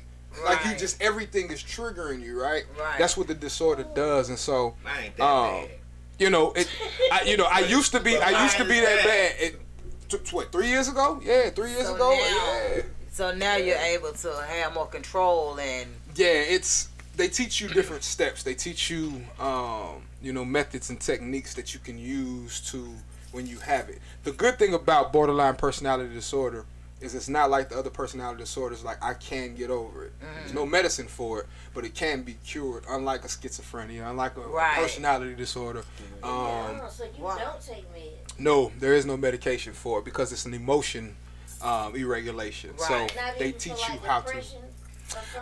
No, because for me, they offered it. They most definitely offered it. They make you more depressed. But they make you more depressed. They take you deeper in the hole. And I was like, oh my god, I can't take this stuff. Yeah, it's like I was so depressed. So So now what does it do? When I took the depression pill, Yeah. it just instantly made me sad. Like I was like instantly once it started real hard. Like once it got in my system, I was like real sad. Like I couldn't function. So I've heard that plenty of times, like on TikTok. I saw a girl that was talking about how she was being treated for depression and something else, but it kind of made things worse. Oh wow, yeah. So she decided to do some natural things or whatever. And see, that's more of me. That's why I kind of leaned on weed. I didn't start smoking weed until I was 35. Yeah, I can see that. Even with alcohol, I started drinking until I was 30, and I really don't even drink now. I have one drink. I have a shot, and that's before a show, just to get to get loose. But weed, yeah, I'm definitely gonna do my weed. But what about ashwagandha? Have you tried ashwagandha? So I want to try it. Yeah, like I definitely want to try it. Even the God molecule. Okay. Right? Where they say it allows you to go back to your childhood and address those eternal demons, because that's what BPD comes from. Well, see, that's the thing. So the childhood trauma. Yes, you know? the childhood trauma is what happened? What the hell? I'm just gonna take LSD. He's just gonna pop the old school. Right. We gonna get a room. I am gonna take it And for real. I'm gonna be there. I'm hoping Wiz be there too, cause he can help. And so he can't have too many places to go. Oh, they serious. Oh, so what does it do? Well, you know, I read. Don't say the crazy one. I read which one. It's kind of like the God molecule. It's gonna force him to address what he needs to address. Oh, really? His biography. You know, he hit a tab of acid every day. He microdosed. He microdosed every day. Yeah. And that's how he came up with iPhone, all that shit. But everything that I've read about it, every person that I've read a book about that, they say it always expands your mind. It opens the doors to creativity that you did not know. We'll say he has a friend that every time she drops acid, she goes and paints the door over. A door. She has a certain door she goes and paints. He said you would not believe the stuff that's beyond that door. And then when she comes down, she paints over it again. And then she does another microdose, she paints the door again. And this LSD? Yeah. Yeah. Like I was telling them when I went to Miami with somebody before, they actually tapped into it. It's seriously. On HBO. About Wow. Okay. And it was. Trying to condone. No, not at all. The Misfits does not condone any. We just nothing. let you know. We just giving information. Things, these are things that we see. You know, that actually work. We've seen people go through it, and so you just. But yeah, I was telling them last week. When we went to Miami, we went to a party.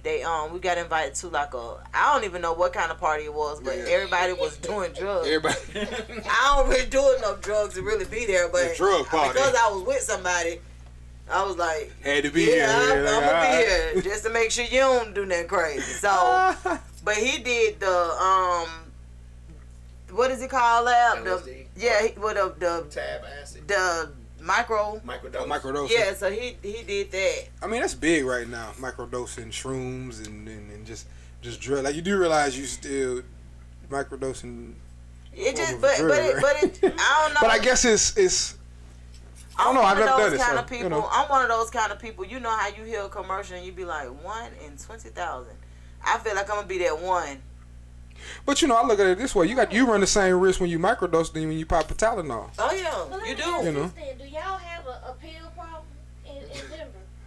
Yeah, Denver sits number 1 for teen overdose right now rate. Oh wow, we sit number 1 for teen overdose rate. And it's not necessarily just the pills. It's we have synthetic weed in Denver, so you got to remember. Because weed is not federally regulated, they can't put their money into banks. And so what happens? Right. So recently, what happened is the Federal Reserve, got with the dispensaries and was like, hey, we'll allow you guys to, keep your cash here since you guys can't, put it into banks. But now what's happening is, you might have those drug entities who are still in the streets making their product, needing to get their money clean. And so how else are you doing it, right? And then at the same time, that's one way. And then the other way is because you have so much weed we got liquor stores. I mean, we got weed shops like liquor stores now. So ain't no need to call Tommy and them. Yes, ma'am. It's like Amsterdam out there.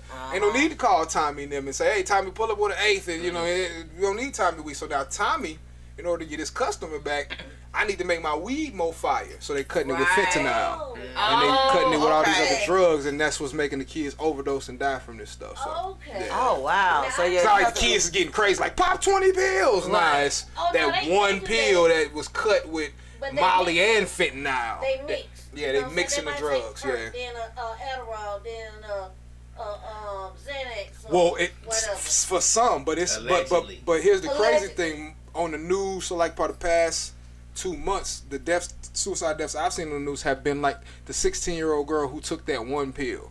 that 15-year-old boy who smoked that one blunt that was laced. It's not even. It's the star athletes, the cheerleaders, the kids that's getting influenced. It ain't even the hardcore drug addicts, teens that's doing it. And so I can see that though, because when you look at TikTok, like if you look at TikTok and see like you put in fentanyl and stuff like that, it'll tell you. I ain't never thought about doing that like that. No, fentanyl. It's.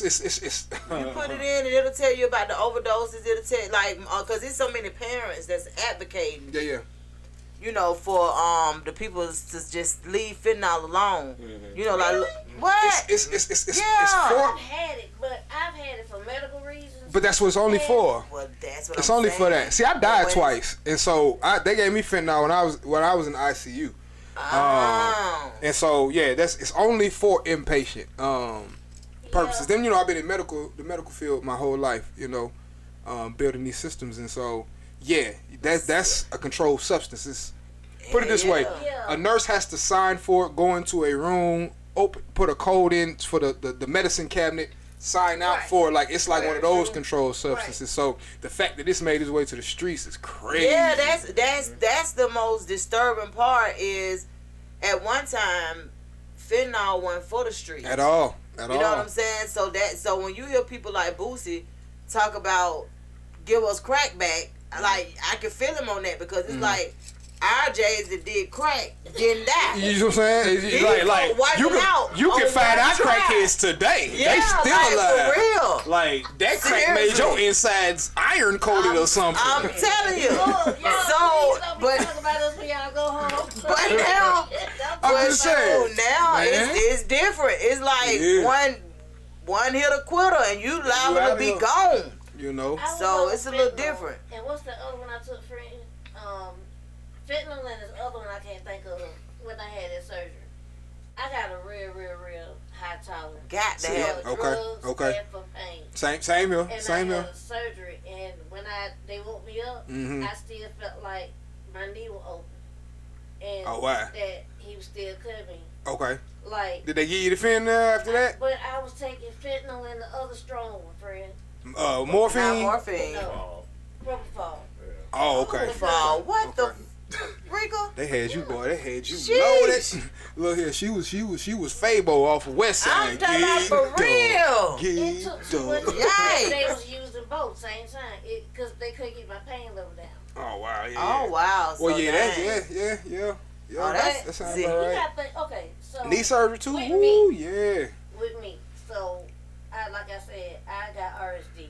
So every day, like every 6 hours, I'm taking a Roxy, I'm taking a morphine 30 because it's a steady release every 4 hours, and Flexeril and Lyrica, and what I'm supposed to be taking for depression. Look, you could have just stopped at the morphine right there. So they don't even prescribe more. You have to be a very severe.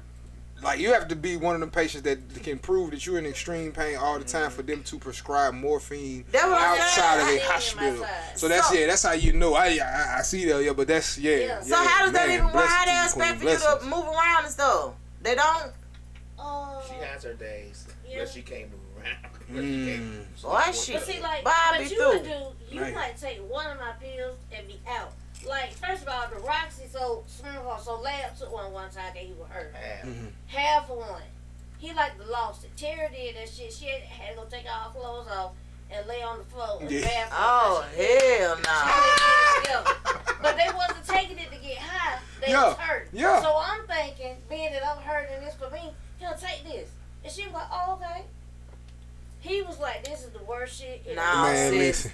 But see, I don't even take but if you would have gave me something like that, I'm over here cool. You got a high tolerance too. That's what I need, because my tolerance. I come from a family of addiction though, so that's.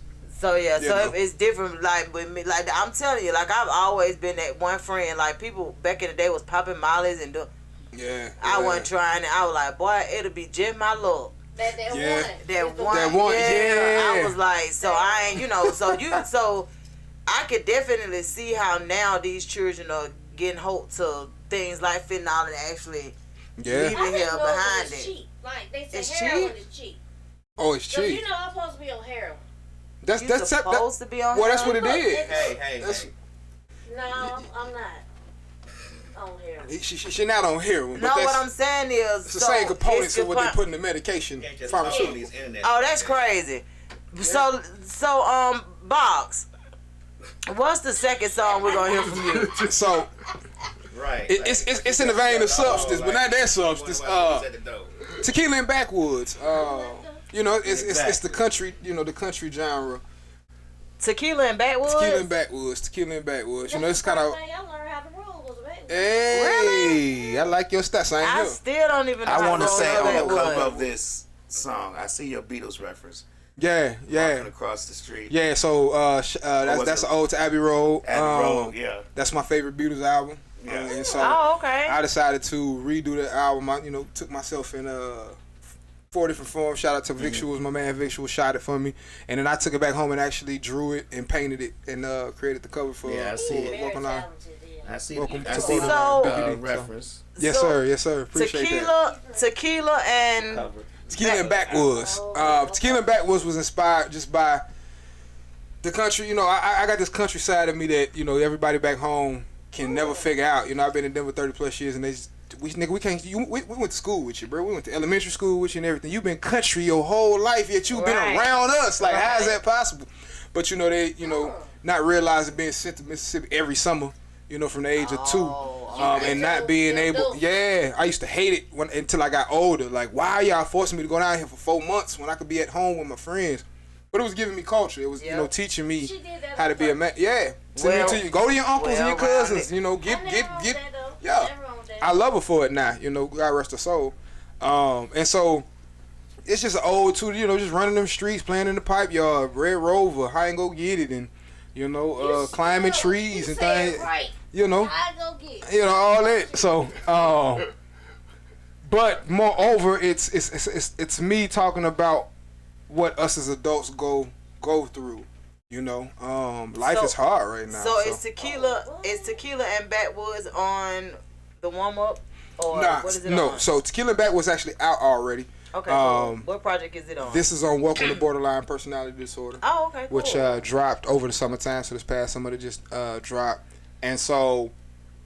Yeah, everybody, Tequila and Backwoods is my vice. And so this is just me talking about my vice, but from the perspective that I feel when people listen to it, they can put their self in it and then talk about their vice, not necessarily Tequila and Backwoods. So just for the grown folks, the grown men, the grown women who go and work 9 to 5s and want to ride home after they 9 to 5, after they didn't cried in the bathroom and cussed and they ready to quit that job, they can turn on Tequila and Backwoods and it's going to make them say, you know what?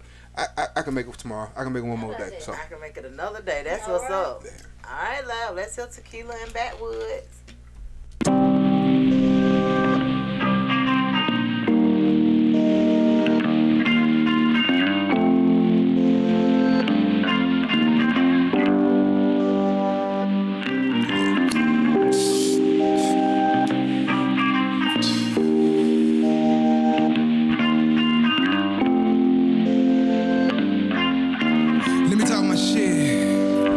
I'm tired of walking around feeling like I can't breathe, like there's a boulder on my chest, the world is pressuring me.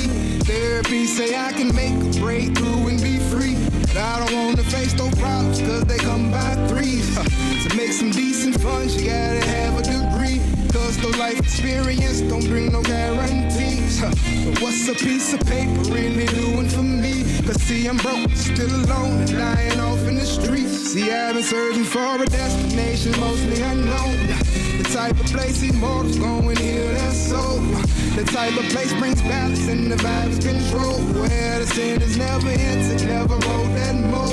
Tell me, do I have a witness or somebody who knows? I'm talking to the plain James, the average Joes, the one the universe chose and really composed. And if nobody else is listening, overstand that I know this life will really pull your car. Most our bodies have been marred beyond the definition of art, way deeper than surface scars. Hey, I've been searching for new highs, cause I'm just tired of getting by.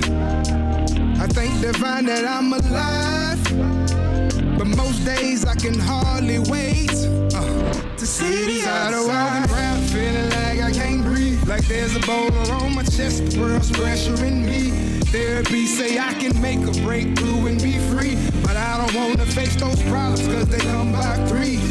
To make some decent fun, you gotta have a degree, cause the life experience don't bring no guarantees. But tell me what's that piece of paper really doing for me? Cause see I'm broke and I'm dying all alone in the streets. I'm still searching for a destination mostly unknown. The type of place immortals go and hear their souls. The type of place brings balance and the vibe is control. Where the sinner never entered, never broke that mold. Tell me, do I have a witness or somebody who knows? I'm talking to the plain James, the average Joes, the one the universe chose and really composed. And if nobody else is listening, understand that I know it's life will really pull your car. Most our bodies have been marred beyond the definition of art, way deeper than surface scars. I've been searching for new highs, cause I'm just tired of getting by. I thank divine that I'm alive, but most days I can hardly wait to see the other side. Oh man, you super dope. Oh man, I appreciate it. You super dope. I appreciate it. Wow. Man, your versatility is unmatched. I appreciate it. That's what I strive for. That's what's up. So and you said who produced that one?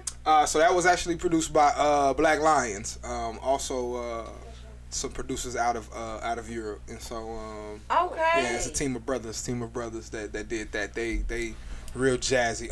They actually have a couple projects. So this album, I use more of Yajic, but on Welcome to Borderline Personality, that's a lot of Black Lions, a lot of Megatron, just for that sound. I urge people to go listen to that project because that album was actually wrote a week after getting out of the hospital from dying twice. Oh wow! 39 blood clots, three heart attacks, collapsed lung, and so I actually have a book coming, talking about that, and so the name, that's what's up, man. Like I love that. I love that for you, honestly, because everybody got a story, but being honest with you, like actually leaving here, and being able, you know what I'm saying, is being able to write about it, man. Come on, man. It's crazy, even being in the hospital for that 2.5 months. And being there, but then not being there, like God showed me some stuff in that ICU. I mean, I seen 2 or 3 people die of COVID while I was down there, and so so So dang, I'm telling you, I really love this for you. So can you see the growth between your first project that you released and the one that'll be coming out in January? Most definitely. I think for me it was I can see the growth just because of the the evolution of me personally, right? Okay. I think when you begin to work on yourself, put yourself first, state yourself, or whatever the case may be, it allows whatever your talent, whatever your gift is, basketball, football, music, it allows it to take on a life of its own. I think that's why you have like your Doechis and you have your Doja Cats and you have your and I use them specifically because their music is so different. Correct. But it's so dope that it makes you say, I would never have thought about coming up with this, let alone would I pick this song on my own. But now that I'm hearing it the first 30 seconds, I'm like, shit, welcome back. Damn, that shit hot, right? And so it's giving breath to the new version of the Ericas, new version of the Jills, the Indias, the Anthony's, right? The genre that has been lost. I'm just crazy enough to believe that in the next 10 years we will see neo soul and soul become where hip hop is right now. Yep, I absolutely agree. Like the little babies will be the those whoever's in those categories, the boxes. I'm gonna just say the boxes, the Brunos, and so because everything has to have its turn, and I believe no shots at hip hop. I love you to death because you helped me. Without hip hop I wouldn't have what I have, a lot of it, but it's dying slow right now. Nobody wants to hear it. So if you had a chance to do any collaborations with artists or producers, who's an artist or producer you like to collab with? Artists, probably throws a lot of people off. Hillary from Sade. Oh, really? You know, a lot of people don't realize they think that the lady is Sade. You know, the whole band is Sade, and so. But yeah, the lead singer Hillary, who everybody thinks is Sade. Yeah, that's her voice is so just a lot of people don't know that. Yeah. Well, you know, I try to study music a little bit. That's what's up. A lot of people honestly don't know that. Like I knew that because. Oh yeah, most definitely. Yes, I think I read it somewhere. So that's how I got the knowledge reading I read it somewhere, and I was like, ho, I had to go back. And I'm like, wait a minute, so you mean to tell me Sade ain't the lady with the ponytail? No, it's the whole band. Like, the whole group. That's the band's name. That's the band's name. Her name is Hillary, yeah. But see, that's the thing. That's the thing about technology now. Like, you learn so much. Yep. Because I think I might have learned that from urban throwbacks or something. So now think about it as a child. When I was a child, I thought that was Sade, right? And so, yeah, it's... So that's what's up. So you would like to work with Hillary, and then producer wise, Timberland, you know, cool. Timbo the King, yeah, you know. Yeah, I mean, I just believe Tim is musically. Tim reminds me of what I do as an artist. Okay. You look across the board. Tim has worked with everybody from Lady Gaga to Justin Timberlake to Jay-Z to, you know, Carlos Santana. Like he's an international producer, and so. Yeah, Timberland. Let me ask you a question. Yes, sir. And I don't want to dwell on your the mental health issue, but with you being so versatile and so many different things, do you find it hard sometimes to concentrate on one? Like say, like with me, I DJ a lot, but also I can draw, I can do other things. I've written books, I do a lot of things. Yes, sir. And sometimes it gets so overwhelming for me that I just don't do anything. You get what I'm saying? Like, I'll have great ideas. Like, in the morning, I wake up, like, oh, I'm going to do this, I'm going to do that, I'm going to do this, I'm going to do that. And then by noon, I'm like, I'm not doing anything. Yeah. Because there's so many things I've got working in my mind, it actually makes me tired. Yep. And since you working on this type of music, do this type of music, and people don't realize how your mind can make you tired because you want to do all these things. Yeah. But you can't, for one, you can't figure out how to get it started. And for two, it's so many of them, you don't know where to start. Right. So do you have a hard time sometimes when like you may wake up in a creative mode and you make, I'm working on this type of music, that be it rap or R&B, and then once you start working, you may start working on R&B, and then you might switch to rap for a little while, and then by the time the afternoon comes or the 2 or 3 o'clock in the morning comes, you just wore out from all of it. Yeah. That's actually exactly what happens. Like I said, I write 1 to 3 songs a day. Some days I record, most days I do. So in a week I'll probably record 3 of the 7 days, maximum 4 of the 7 days. But I'm definitely writing every single day. But again, it's the balance. All right, this one's for me. Then hearing this be like, all right, I'm gonna hit OG. I'm gonna hit my manager, tell him let's shop this one. Then there's this, one with the hook, and is my label that I have on the side. The artist that I'm working with. All right, this is for them. Right, and then you have people reaching out, and so it's always the balance of the tug and pull when you have it. It's a gift because it comes so fast to me, but like you said, at the end of the day, the other ideas, the other things that I want to do, because I'm so stressed out about this, I get to the end of the day when I just said, all right, I'm gonna check on the coloring book, then I gotta make sure I check on my BMI, then I gotta go look at this. I finna just lay here and smoke this blunt and watch House and just I'll get to it tomorrow, right? And so that happens often. And then tomorrow turns into the next day, the next day, the next day. Yeah, I can see that though. So you actually write for other artists too? Yeah. That's what's up. All the way to rap. So really? Unfortunately, fellas, there's this illusion that everybody writes their rhymes in the industry, including the rappers, but that is a myth. Yeah, we do hooks, we do verses. We doing a lot for people. So right, no, I'm impressed. I'm super impressed, man. I've enjoyed getting to know you and just kind of tapping into who Box is. I appreciate y'all having me. For real. Yeah, like I'm. We got I one love more that. song we gonna play. We got one more. Okay, let's. Okay. And then we'll come back. Okay. All right? Okay. So He don't know what it is because he don't know. Yeah, I don't know what this one is. Management in the background making plays and moves. I don't even know what they back here doing. So you know what I'm we saying? just gonna play it and see what happens. Okay. All right. Reefer make the dudes strange things.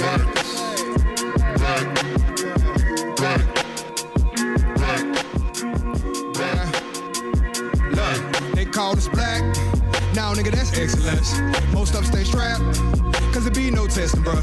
You can take us to the highest mountaintop, throw us off, ain't no death in us. We seeds to the universe, God, so we live it forever, bruh. They called us black, now, nigga, that's excellence. Most of stay strapped, cause it be no testing, bruh. You can take us to the highest mountaintop, throw us off, ain't no death in us. We seeds to the universe, God, so we live it forever, bruh. Love, black health, black wealth, black lives, that matter. Black economics, black politics, that's better.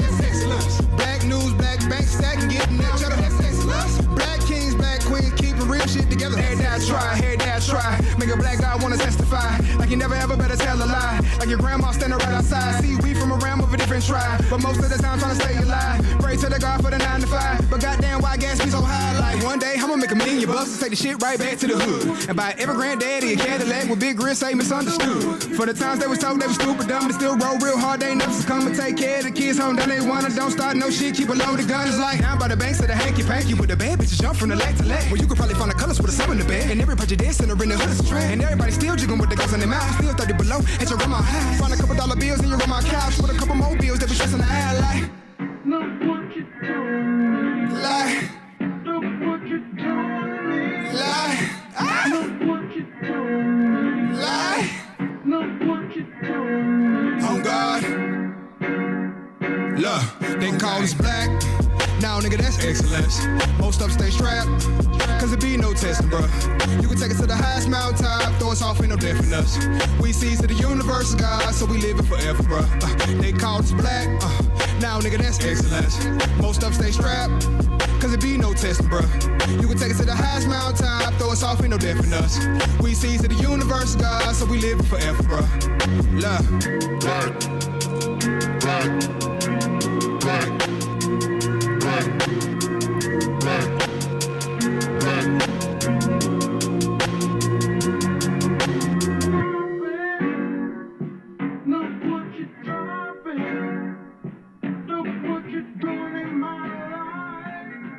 I like that. The sound and all that lunage. That was 2 rebound on. Sound like I came from East Point somewhere. Look, you sound like Big Boy. Hey. I like that. Yeah, that versatility is unmatched, man. I appreciate it. As creative as you are, I'm going to be honest with you.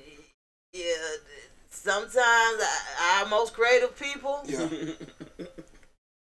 You already know. Yeah, you know what I'm saying? already Like, our most creative people, I tell anybody that, like, yes, I be. you, in order for you to jump into all of those different arenas, genres. Yes, ma'am. Yeah. You had to be a little throwed off. I was just gonna say, you had to. And that's, I tell people, I think, and that's the level that I had. Like, he'll tell you, I call him some nights, hello?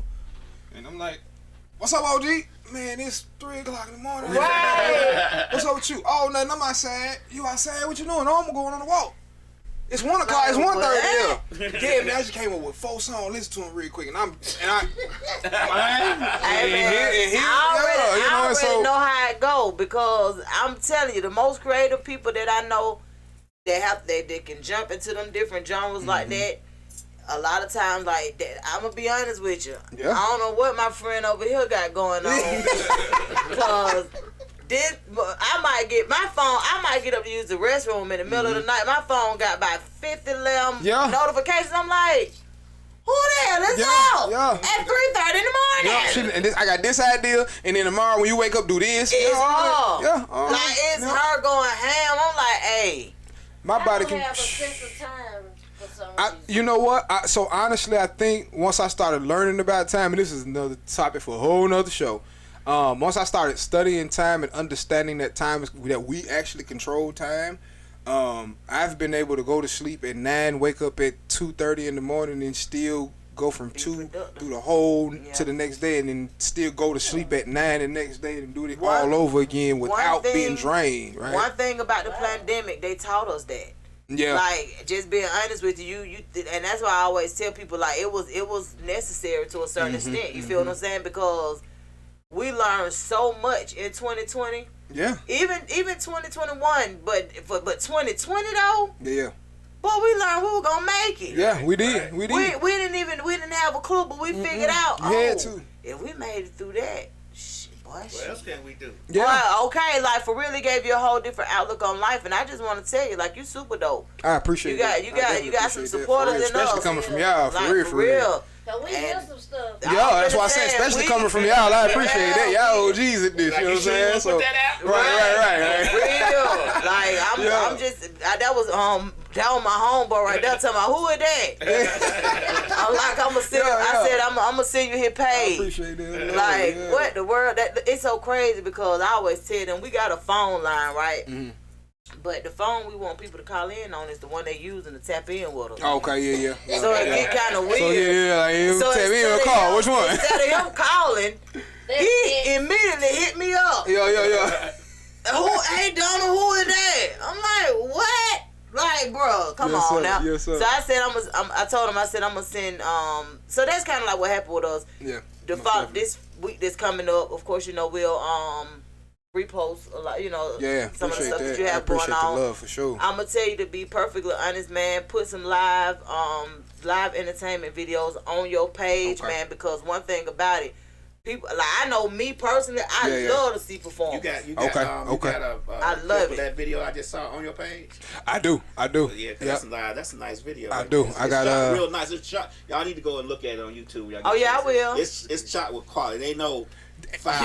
Video. Well, that's what I actually shout out to my man Victuals. I have a videographer. Okay. And we, he's on team, and so I tell artists, when they ask me, what's the one thing you would tell an artist that, hey man, they pay to play. If you're not willing to come, if you're not willing to dig in your pocket, keep it a hobby and that's and, a nice. and That's do a whatever. nice quality. I appreciate that. I definitely appreciate all that. Three of us are very glad this was a great interview. Yeah, I appreciate that. I appreciate it. Yeah. But you ain't got. For a long time. Okay. You ain't got away from that freestyle though. Don't think. Oh man, listen, run it. What we doing? What we talking about? Ain't never scared around these folks, man. With the freestyle, you'll never know what's gonna be played. Hey man, listen, OG, tell them. All right. No beats, but we gonna freestyle it real quick before we go. All right, let's see what we got. Let's see if I can catch it, people. See if I'm embarrassed myself. I'm gonna hold my word true, right? Okay, we're gonna play a little classic. Let's see. It might be for your time, but we're gonna see. Okay. You ready? Yeah, run that. Let me get some volume, DJ. Just look back.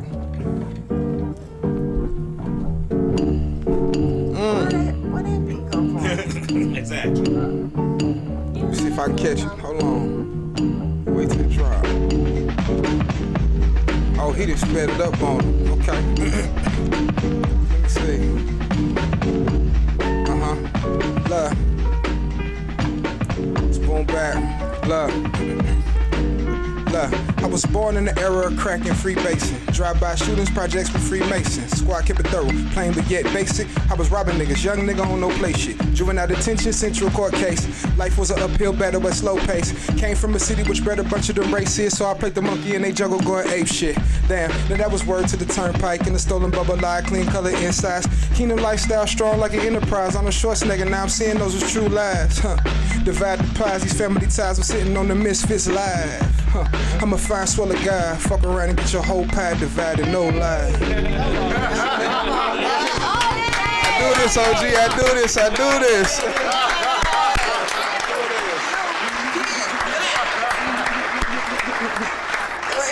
It has been a plum pleasing pleasure.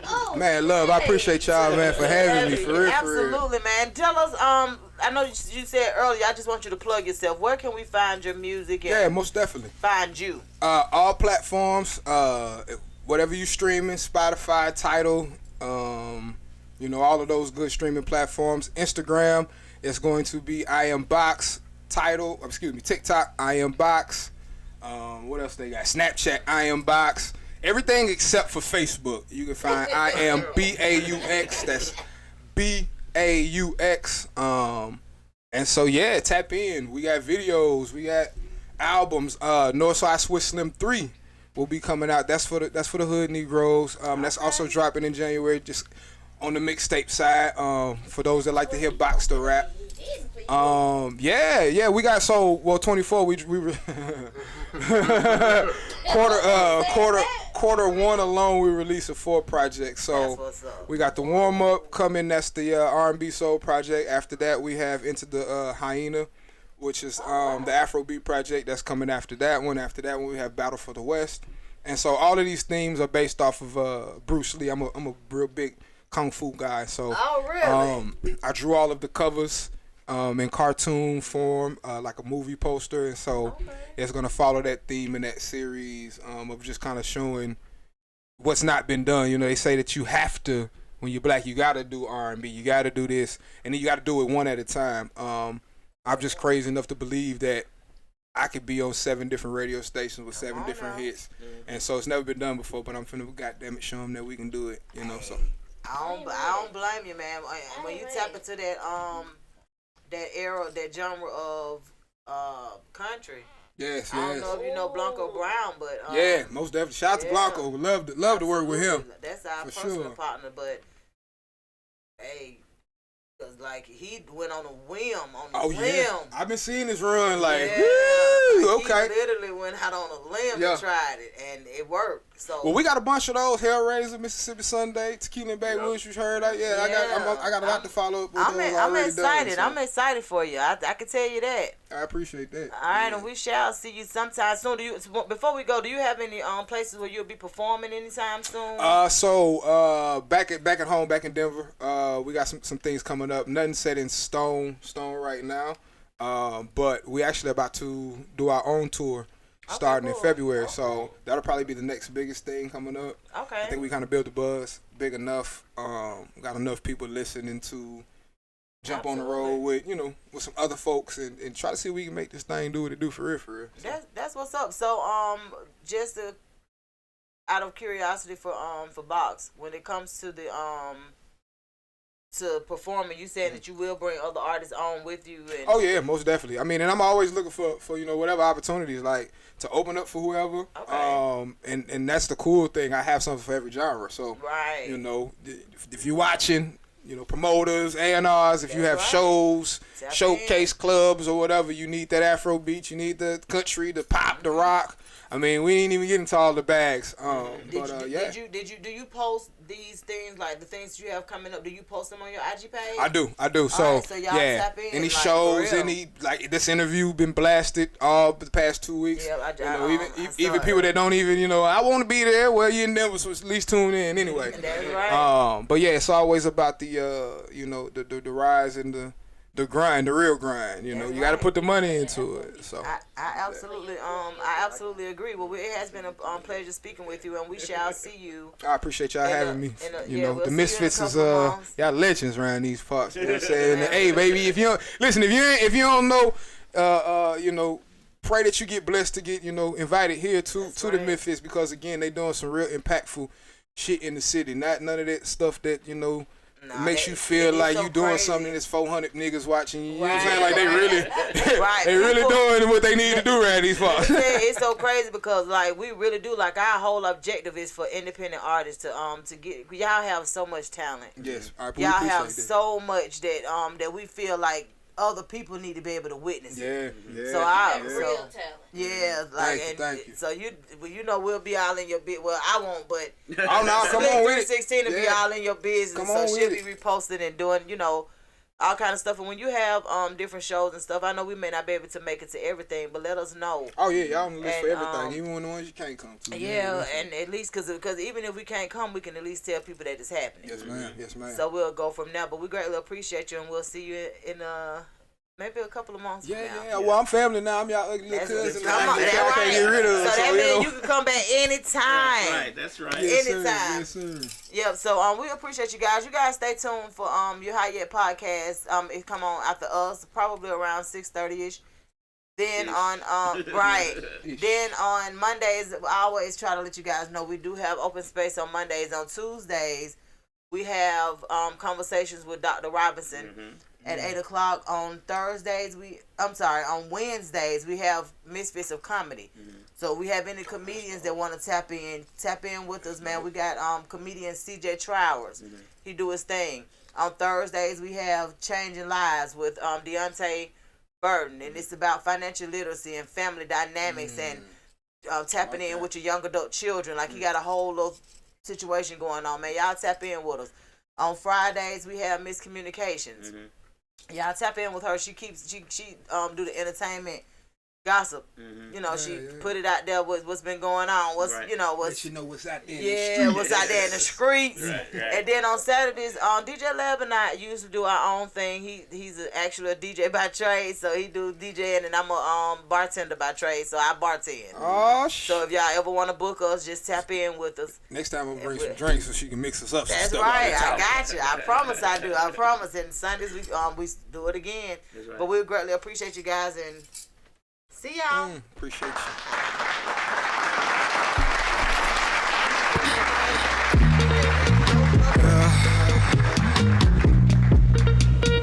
Make me feel so alive. Yeah. Alright.